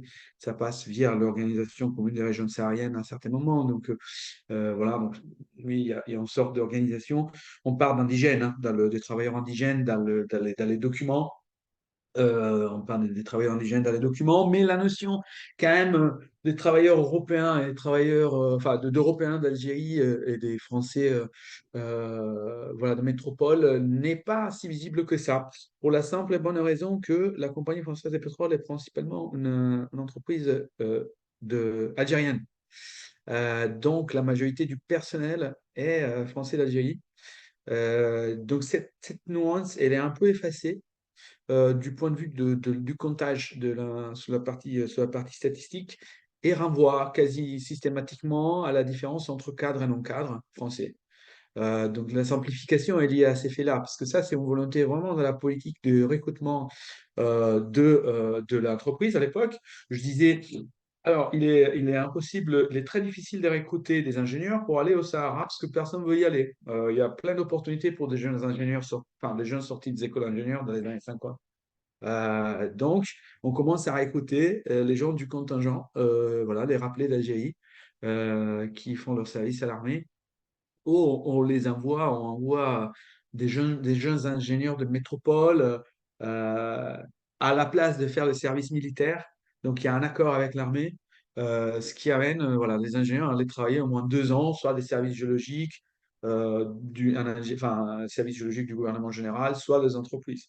Donc, la nuance est forte. Et ça, dans les statistiques, n'est pas très affiché, mais ça se comprend aussi par la hiérarchisation qui est racontée pas les témoins. Il y a, enfin, ça se configure beaucoup moins dans la phase de l'exploration nomade, donc du moment où on installe un appareil de forage et on essaie de voir s'il y a du pétrole au milieu de rien, à quand on va créer la cité pétrolière, la base de vie d'Assimiseo, dans laquelle il y a un quartier pour les cadres, qu'on appelle le 6e arrondissement en jargon. Donc, en fait, ça confirme que c'est la majorité des personnes qui sont expatriées. Voilà, et puis il y a les quartiers des agents de maîtrise avec des salles de repas, des détentes complètement séparées, la maîtrise et les ouvriers, et puis ce qu'ils appellent le reste de la troupe, les quartiers des indigènes, des travailleurs indigènes. Je revois la question, en parlant de ça, sur la question de la sous-traitance. Euh, enfin, sur la question des auxiliaires et de l'invisibilité, en particulier d'une grosse partie des travailleurs indigènes, il y a deux aspects. Alors, elle est pas visible dans les statistiques, dans les chiffres qu'on retrouve dans les dossiers du personnel, enfin dans les archives du service du personnel, mais au moins sur la partie chiffrée, sur la partie calcul, mais elle est bien visible quand on parle des problématiques de gestion de l'espace et des bidonvilles qui commencent à s'installer autour des champs des sites d'activité. Donc, il y a une migration qui provoque, qui est très pas mal vue par l'armée, parce que qui dit quand même voilà, des espaces quand même comme ça, hein, de construction, d'installation, des personnes qui essaient de travailler la journée, dit quand même risque sécuritaire dans une période où bah, l'armée elle est présente. Il faut dire que dans les champs pétroliers, chaque Français est assimilé à un membre de l'armée. Il est équipé durant la guerre d'Algérie, dans la partie, il est équipé, donc il est considéré comme, chaque site pétrolier est considéré par l'armée française comme une extension d'une zone militaire. Et chaque personne française dans un site pétrolier de nationalité française est considérée comme un rappelé de l'armée, même s'ils ne sont pas vraiment au courant, les personnes. Parce que c'est très subtil comme notion juridique. Donc, il y a cette notion-là, l'invisibilité, et puis il y a une autre notion, un autre volet d'invisibilité, c'est la sous-traitance. Quand moi je donne les chiffres, je parle de l'opérativité du champ pétrolier. Je ne parle pas et je n'arrive pas à chiffrer euh, la présence d'auxiliaires pour les équipes géophysiques, par exemple, hein, les personnes qui placent des charges de dynamite et font exploser dans les sous-sols, dans des trous pour essayer de capter les ondes de résistivité, comprendre s'il y a du pétrole dans les parages. Les équipes des génies civils qui sont en charge de l'aménagement des pistes pour permettre de faire passer les convois, ou des raccordements aux puits d'eau, aux charges d'aménagement de matériel. Donc, tout cet élément-là, est extrêmement invisible. Et sans doute, l'exhaustivité, enfin, c'est très difficile d'avoir un cas général. Mais on sait que c'est enfin, la partie immergée de l'iceberg, on ne la voit pas dans ces sens-là. Mais faut l'avoir bien consciente. Faut être conscient qu'elle existe. Voilà. La titularisation des Algériens. Alors, ça aussi, c'est une question qui vient des entretiens. Moi, j'ai connu un des premiers agents de maîtrise, donc maître sondeur, hein, foreur de la compagnie, qui a explicitement demandé de titulariser des employés recrutés localement, parce qu'il a considéré comme des bons éléments de son équipe. Mais dans la phase avant les années 56, c'était un peu difficile à le voir d'une manière généralisée avant 58, avant la période 58, disons, sous la titularisation. Elle n'est pas visible, elle est assez éphémère. Sur les femmes, j'ai travaillé sur les femmes, oui, effectivement, j'ai réussi sur la partie algérienne, enfin sur la partie française. J'ai connu la première ingénieure du groupe Total Energy qui a travaillé en Algérie dans les années 50, donc qui m'a un peu parlé. J'ai connu des assistantes, j'ai réussi à interviewer une assistante sténographe qui a été à Alger dans les années, enfin, à la création de la compagnie, et qui m'a raconté beaucoup de choses sur la manière dont les femmes étaient présentes au sein de l'entreprise. La femme algérienne est un peu plus difficile à identifier. Je l'ai identifiée du moment où j'ai eu accès d'une manière confidentielle au fichier d'algérianisation. En fait, c'est un outil, un tableau synoptique dans lequel on rassemblait l'ensemble des fiches au moment de la mise en place de la gestion prévisionnelle avec des codes couleurs, dans lesquels on a une fiche par personne avec des évaluations. Ce sont des données que je n'ai pas pu exploiter dans le cadre de ma thèse parce que bon, ce sont des données personnelles. Mais j'ai vu des modèles, j'ai pu parcourir un peu des éléments. Alors, malheureusement, c'est une mine d'or, hein, cette collecte, enfin cet outil, parce que c'est un ancien ordinateur en fait des années 60, donc code couleur, algérianisable ou pas, titularisable ou pas. Mais voilà, quand même très présent et très visible à partir de la moitié des années 60. Merci beaucoup. Alors, je vois qu'il y a plein de questions. On va toutes les prendre. Peut-être que on donne la parole à Béatrice qui doit partir. Mais bien sûr, tout le monde aura la parole, hein. Juste, Béatrice avait une question et peut-être qu'on coupe la file. Oui, je suis désolée, j'ai une soutenance de thèse là, donc je vais devoir partir.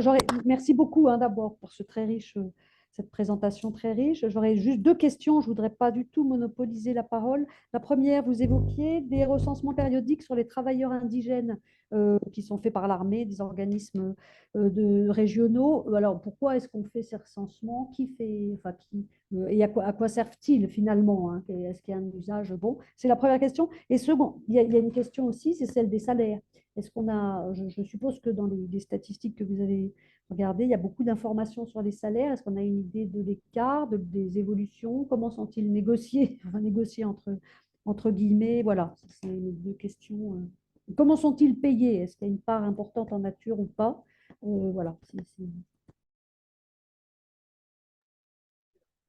Oui, alors pour les recensements périodiques sont réalisés à la fois par l'armée, parce qu'il y a un besoin de prendre voilà, un peu la température de la situation. Donc il y a des colonels de l'armée qui sont lancés un peu à droite et à gauche avec leurs équipes à essayer de recenser la situation dans les différentes zones d'activité.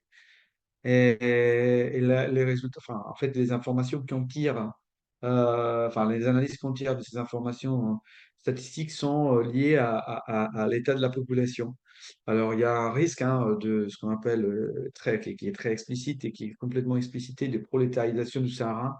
L'effet, c'est que la problématique fondamentale à l'époque, c'est que d'une période de guerre et d'indépendance, l'absorption d'une grande partie du bassin de main-d'œuvre agricole existant dans les oasis par les entreprises pétrolières aurait pu porter amener à la décadence de l'agriculture oasienne.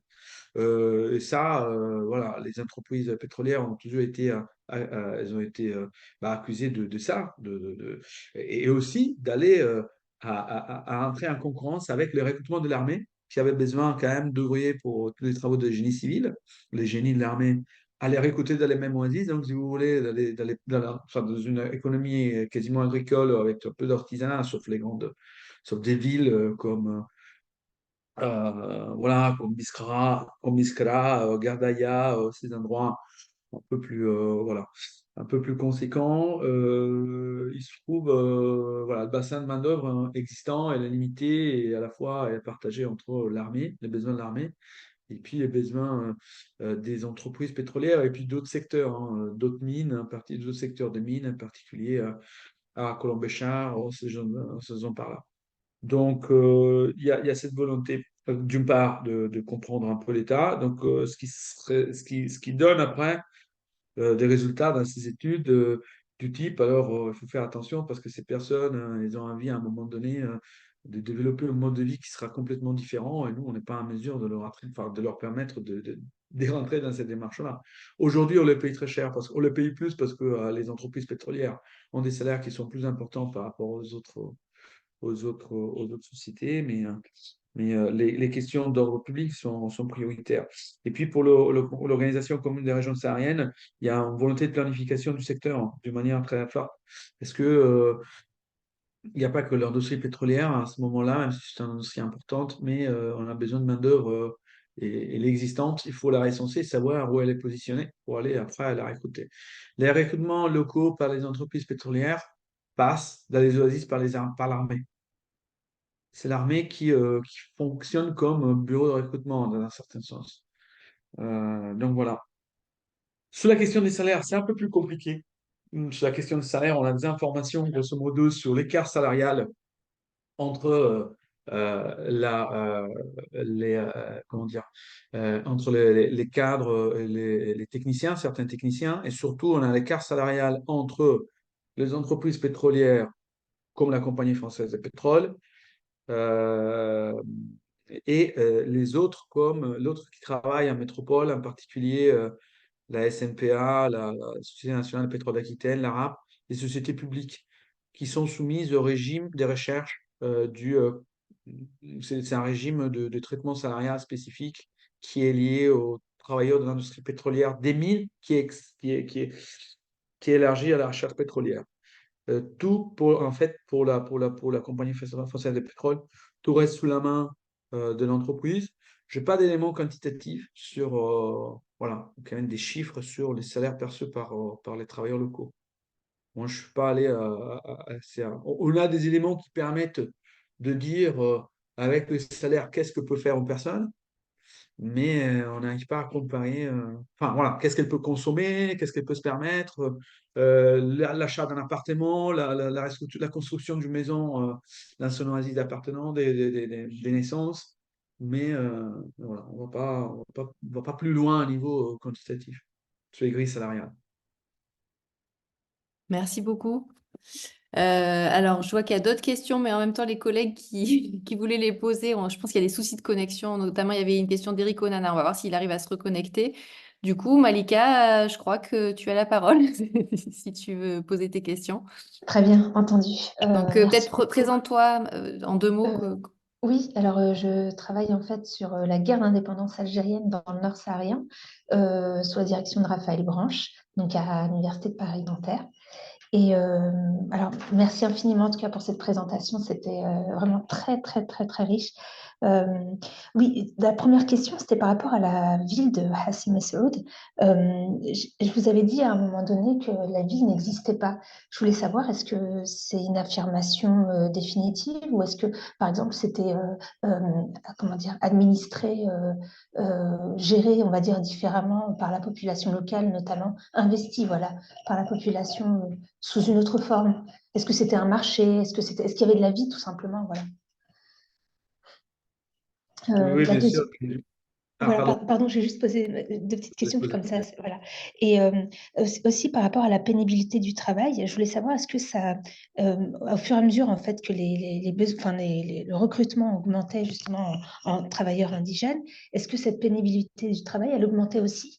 Ou est-ce qu'au contraire, on cherchait à, on va dire, réduire les difficultés de ces travailleurs-là? Et enfin, une petite question sur je voulais savoir s'il y avait des détournements potentiels, soit par les militaires, puisque c'était les territoires du Sud, ou soit par exemple par les administrateurs, qui n'étaient pas forcément militaires. Voilà, merci beaucoup. Oui, merci beaucoup pour ces questions. C'est vrai que pour la question d'Assimi Saoud, je l'ai dit d'une manière un peu nuancée. En effet, je voulais pas dire que rien n'existait à Assimi Saoud avant la découverte du pétrole. Au contraire, tous les sites d'installation pétroliers n'étaient pas très loin des lieux de vie, et pour des questions de ravitaillement, pour des questions d'accès à l'eau aussi, parce que la production enfin, l'installation de chantiers d'exploration pétrolière est très gourmand en eau. Enfin, pour forer, on a besoin de bouts de forage et donc des liquides. Et après, pour les ravitaillements des équipes et tout. Donc, ce que je voulais dire, c'est que il n'existait pas un véritable site industriel ou une cité pétrolière tel que après a été développé, s'est développé à partir de 1956, euh, à partir d'un premier des éléments mobiles qui ont été mis en place dans un plateau avec des tentatives après, bon, parce que c'est même la mythologie du pétrole, hein, la ville du désert qui commence verdoyante, mais avec des initiatives, avec des études sur l'agronomie et sur l'utilisation et le refroidissement de l'eau de l'Albien, pêchée à plusieurs centaines de mètres au sol, qui ont permis de revégétaliser l'ensemble de l'espace de vie. Si vous regardez des photos d'Assimi Saoud dans les années 60, c'est étonnant.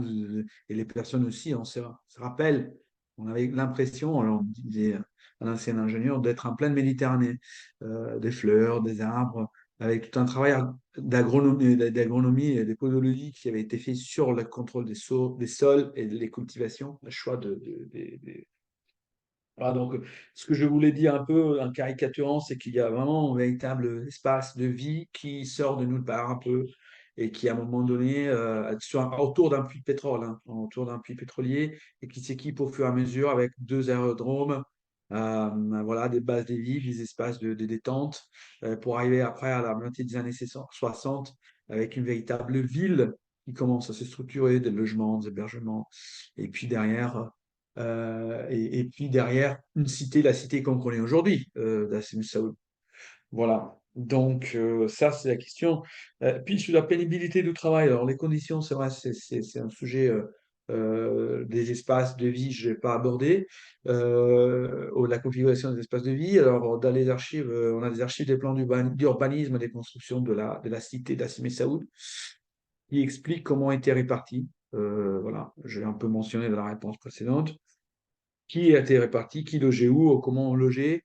C'est vrai que la différence de logement est très visible.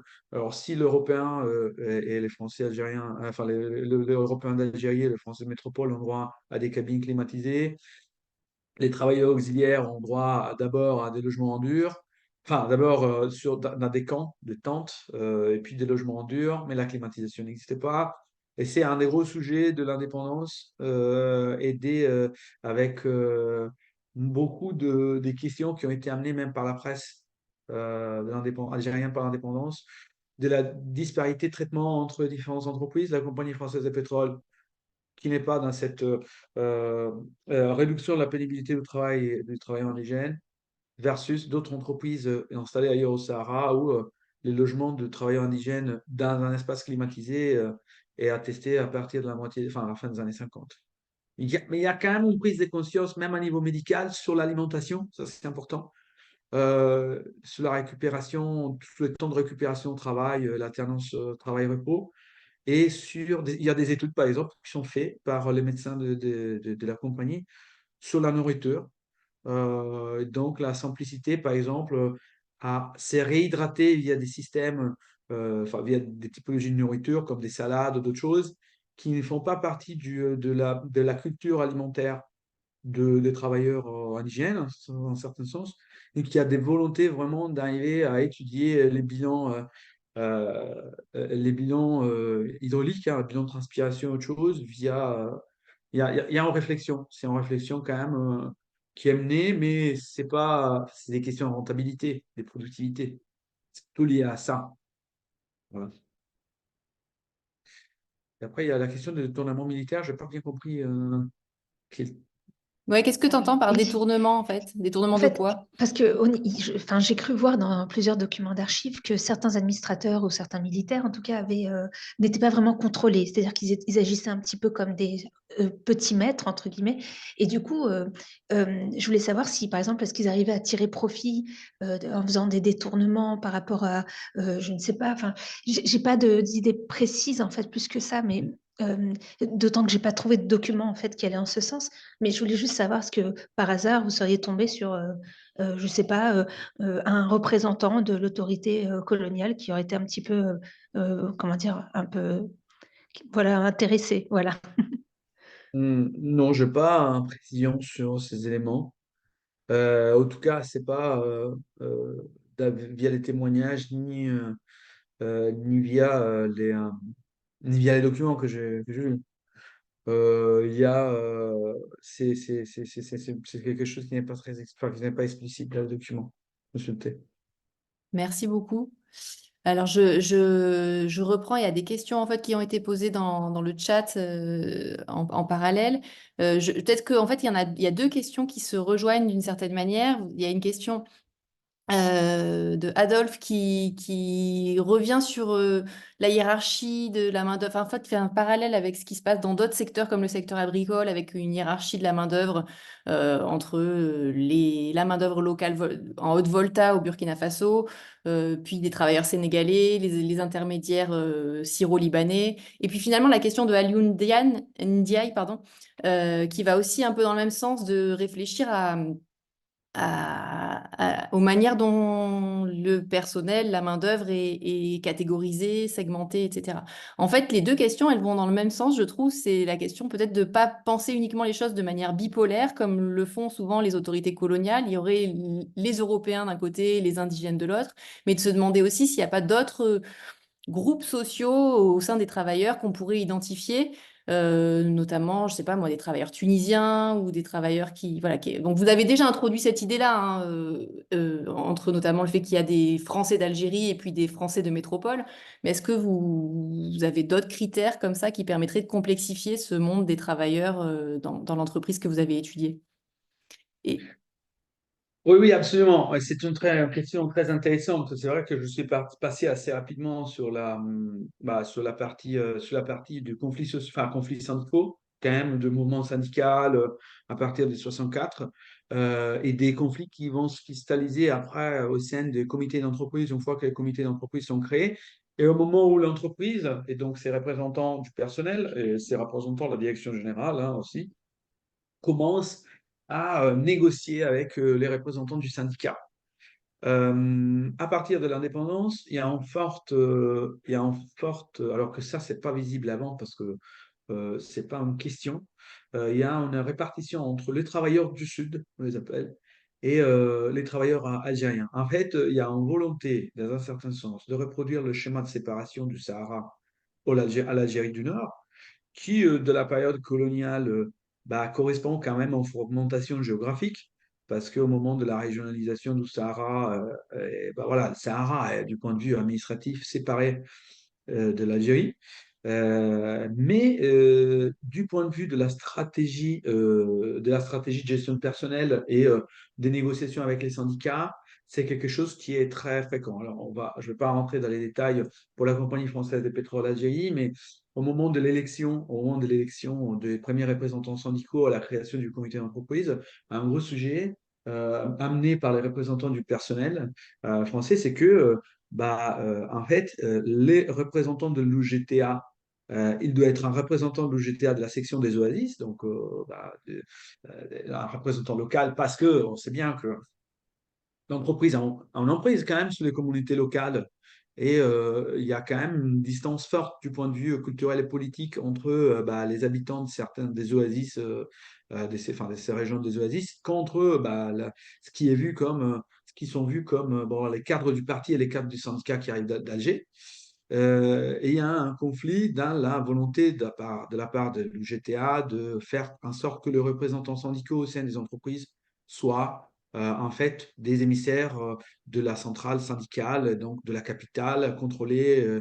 Voilà, enfin, au moment où il y a les gros congrès et la prise de pouvoir sous l'UGTA, qui devient quand même en 64 un organisme quand même très lié au parti au LFN, non, il y a cette reconfiguration quand même de ce centre de pouvoir et le mouvement syndical est bien absorbé. Et là, dans cette complexité très visible dans la presse, notamment dans les articles de la presse algérienne, le Moudjahid qui continue à dire, bah voilà, il continue à parler de Sahariens alors que ça n'existe pas, les travailleurs du Sud n'existent pas. Dans les procès-verbaux des séances du comité d'entreprise, donc il y a ces débats assez forts sur cette configuration. Après, à la différence d'autres entreprises pétrolières dans d'autres secteurs d'activité, euh, la majorité du personnel est recruté localement au Sahara. Mais cette configuration, alors je vois effectivement les catégories libano-syriens. Bon, si on regarde les statistiques du personnel d'autres entreprises comme l'Iraq Petroleum Company, c'est très visible. On a les Irakiens, les personnes provenant d'autres zones de l'Empire britannique. Même chose pour l'Iran. Mais il y a quand même une complexité de la catégorisation au niveau de régionalisation. Ce n'est pas visible dans les statistiques, mais on sait bien que dans les discours, il y a cette identification, quand même cette tentative de recréer quand même, de limiter l'uniformité après de la classe ouvrière, dans un certain sens, au sein de l'entreprise. Merci beaucoup. Il y a le temps pour une dernière question, si quelqu'un avait encore des regrets ou des envies. Je regarde juste si, voilà, s'il n'y a pas d'autres questions, mais bien sûr, Malika, il y a ce temps-là. J'en Et, profite. et moi Oui, aussi, pardon. on va grouper pour pas dépasser. Très bien. Vas-y. Oui, c'était juste pour savoir concernant donc les auxiliaires, enfin les travailleurs indigènes. euh, Vous disiez voilà qu'il y avait des Berbères de Gardaïa, j'imagine aussi probablement des Kabyles ou pas du tout, je sais pas. Enfin peut-être que enfin ça change entre 1900, enfin entre le début de votre période et justement et 1971. Euh, Est-ce que, par exemple, je voulais savoir, est-ce qu'il y avait des notables? Est-ce qu'il y avait par exemple, des élites religieuses qui maîtrisaient et l'arabe et le français et qui, du coup, se seraient réorientées professionnellement? Est-ce que vous savez à peu près quelle tribu, en fait, fournissait le plus en travailleurs? Euh, voilà, parce que c'est. Et je voulais savoir, du coup, entre les Berbères et entre guillemets, arabes, est-ce qu'il y avait justement des frictions ou est-ce qu'au contraire, il y avait une unité? Voilà. Merci beaucoup.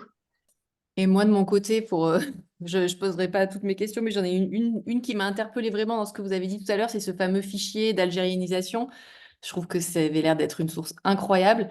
Je comprends que l'accès y est compliqué et que, voilà, est-ce que vous y avez accès ou vous y avez eu accès? Et du coup, c'est un fichier qui date de quelle année? Est-ce que c'est bien à la fin de la période coloniale, justement, ces dernières années? Et donc, en lien avec la thématique du séminaire, donc, je comprends enfin, si vous décrivez, vous avez plus ou moins dit, on dit cette personne est titularisable ou algérianisable pour les faire rentrer enfin, en termes de promotion à l'intérieur de l'entreprise. Est-ce qu'il y a des objectifs chiffrés qui apparaissent? Enfin, voilà, est-ce que l'entreprise dit des choses par ailleurs de ces objectifs-là dans d'autres sources? Merci. Oui, très bien, mais merci pour les questions. Oui, alors je reviens sur la question de Malika sur cette configuration, sur la configuration des groupes sociaux qui vivent dans cet espace. Euh, Cette question est présente, en particulier la question de l'organisation des relations entre ce qu'ils appellent les Berbères nomades et les Haratins. Donc, ça, c'est une des problématiques qui est mise en évidence. Alors, c'est pas visible au sein de l'entreprise, c'est pas quelque chose qui est affiché par l'entreprise, ou quand même dans les documents officiels de l'entreprise. C'est quelque chose qui est bien identifié par l'armée, en particulier dans les études, dans les études qui sont réalisées par par les autorités militaires, qui mettent en évidence, en fait, comment les secteurs pétroliers, ou l'introduction quand même de cette nouvelle activité, en particulier renverser les hiérarchies sociales. Excusez-moi. Donc, les personnels, les anciens esclaves qui travaillaient dans l'agriculture locale, maintenant, avec l'arrivée de l'industrie pétrolière, deviennent des ouvriers. Ils gagnent un salaire et ils améliorent leurs conditions de vie et la qualité de vie par rapport à leurs anciens maîtres. Donc, ce bouleversement des relations sociales qui vient dans l'espace oasien, bon, voilà, de la société traditionnelle, cette sortie de la société traditionnelle est une source de préoccupation majeure pour des questions de sécurité. Et pour des questions liées au fait que les anciens maîtres, donc les anciens notables, les anciens maîtres, les anciens des oasis, pourraient, en fonction de ça, s'affilier à des mouvances indépendantistes et plutôt liées à l'FLN. Et donc, dans la mouvance de révolution et d'insurrection qu'il y a à cette période-là. Alors, les autorités militaires font bien attention à veiller à limiter tout type d'interaction entre l'espace saharien, bloquer tout type d'interaction entre l'espace saharien et l'espace du Nord. Ils disent que les idées de l'FLN arrivent au Sahara via les réseaux des transporteurs. Donc, si on transporte des choses vers le sud, on transporte des idées, pas seulement des biens de consommation. Et cette configuration est bien prise en compte dans ce sens-là. Donc, j'ai écrit toute une grosse partie de ma thèse sur ces questions. Et je disais que là, effectivement, j'en parlais de la question salariale, de ce qu'on peut acheter avec un salaire est visible. Alors, pour la question après de la quantité, enfin, de la répartition physique des travailleurs sur l'espace, il y a des chiffres, de reste partiels. On les a justement sur ces études que j'ai pu identifier, mais il n'y a pas de recensement. On sait quand même que le recrutement quand même fait par tribu. Chaque tribu dont on sait qu'ils sont visés par enfin, qui sont identifiés comme les plus adaptables au travail industriel, deviennent une source de recrutement. Donc on dit les Wedi, les travails des forces, les gens de Gradaya pour les travail administratif. Et il y a ces types de filières. Voilà. Et on évite, hein, on dit aussi telle tribu, il ne faut pas recruter. Et ça dépend quand même des espaces. Alors moi, je me concentre sur une partie du Sahara. Il y a tout un autre travail qui est fait sur l'autre partie pétrolière du Sahara, à côté d'In Amenas, pas loin de la frontière tunisienne. Là, il y a moins de documents. Voilà. Il y a pas la même configuration d'archives. Voilà, pour les fichiers d'algérianisation. Alors oui, j'ai eu accès, c'était une des grandes chances, parce que être archiviste, parfois, ça permet d'avoir un pied à l'avance sur l'accès à certains documents. et c'est moi-même qui a traité ces fonds, hein. Donc, de toute façon, j'ai pu l'accéder, j'ai pu l'étudier. Je me suis arrêté quand même en étude, bon, au-delà d'une lecture, à une étude sur la méthodologie, sur la méthode. Alors, c'est vrai, moi je parle de fichiers d'algérianisation, mais au final, c'est c'est en base de données, hein, à l'ancienne, hein, à la mort des années 60, enfin, fin des années 60, qui constituent des fiches synoptiques. Donc, ce sont des fiches dans lesquelles on identifie des critères, hein, ce sont des fiches, et puis on met des codes couleurs pour les classer les uns après les autres. Et donc, il liste plusieurs critères. Il liste plusieurs critères et des critères surtout d'accompagnement à l'évolution de carrière. Donc, c'est pas différent d'un fichier RH de chaque salarié d'une entreprise aujourd'hui, hein, parce que nous ne sommes pas encore sortis de la phase de la gestion prévisionnelle en RH aujourd'hui. Bon, enfin, c'est beaucoup plus folklorique de le voir quand même matérialisé avec les méthodes bureautiques des années 60-70. Euh, et ça, oui, que ça correspond effectivement à des objectifs chiffrés, parce que en ayant reconstitué la méthode vraiment bureautique des travaux sur la généralisation, je l'ai expliqué, il y avait les comités d'entreprise. Un objectif, cette année, on algérianise tel poste, tel poste, tel poste. Et donc là, il y a un gestionnaire qui va dans ces fichiers et qui commence à identifier avec la code couleur algérianisable. Alors, je ne sais plus quelle couleur était, disons qu'il y a un petit onglet jaune. Il sort l'ensemble des packages, les paquets des dossiers. Il commence à regarder. Et bien, bah, tiens, celui-là, il a fait tel cours de formation, il maîtrise la langue à tel niveau, il sait utiliser telle méthode bureautique, euh, et ainsi de suite.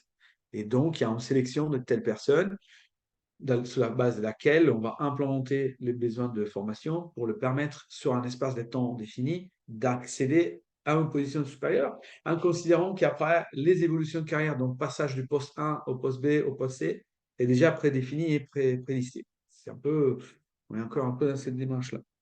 Les fichiers n'est pas accessible, c'est clairement pour des questions de RGPD, hein, comme fichier du personnel de toute entreprise.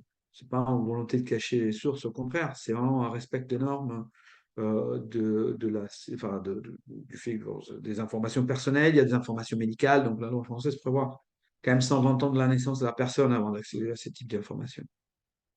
Mais voilà, ça donne un aperçu quand même de comment on faisait les choses et comment on gérait ces processus RH à l'époque. Non, merci, c'est passionnant. Mais du coup, j'avais pas bien compris. Je pensais que c'était avant l'indépendance et c'est après. C'est fin des années 60, c'est ça, hein? Oui, oui, mais ça reprend l'ensemble Mm. des informations sur les carrières des personnes à partir de l'entrée dans l'entreprise. Donc, il y a des Ouais, gens bien qui ont sûr. commencé dans les années 50, ils ont été formés où, naissance, photo, et voilà. Merci. Bah, merci beaucoup. On va rendre l'antenne pour que chacun puisse reprendre ses obligations. Mais voilà, j'ai mis dans le chat le lien vers le programme du séminaire pour vous rappeler que la prochaine et qui sera en fait la dernière séance de cette année. Bah, moi, je l'ai perdu. Je l'avais sous les yeux, mais oui, voilà. C'est le 11 avril 2024. Donc, c'est aussi un jeudi de 10h à midi en visioconférence et on écoutera une présentation de Alex Claudio Randria Maefa, pardon, qui est à l'université à Madagascar, à Antananarivo, pour une présentation intitulée Système de valeur dans la statistique malgache à la fin du 19e siècle. Et exceptionnellement, il y aura un discutant, c'est Samuel Sanchez de Paris 1 qui lancera la discussion de la séance. Voilà. Et vraiment, Radouane, on vous remercie pour Merci cette à vous. présentation. Voilà, et nous, on aura l'occasion de continuer à collaborer puisque Radouane Mounessif, Andrea Mounessif participe à un projet collectif d'un numéro sur Counting Work and Workers, qui est une publication qui est prévue pour dans un an et demi. Et donc, il y aura un article qui permettra sans doute de revenir sur des choses qui ont été dites aujourd'hui. Merci à toutes et tous et à bientôt. Merci à ceux qui se sont connectés de près et de loin. Merci, très bonne journée. Merci beaucoup, vous aussi. Merci. Bonne journée, au revoir. Au revoir.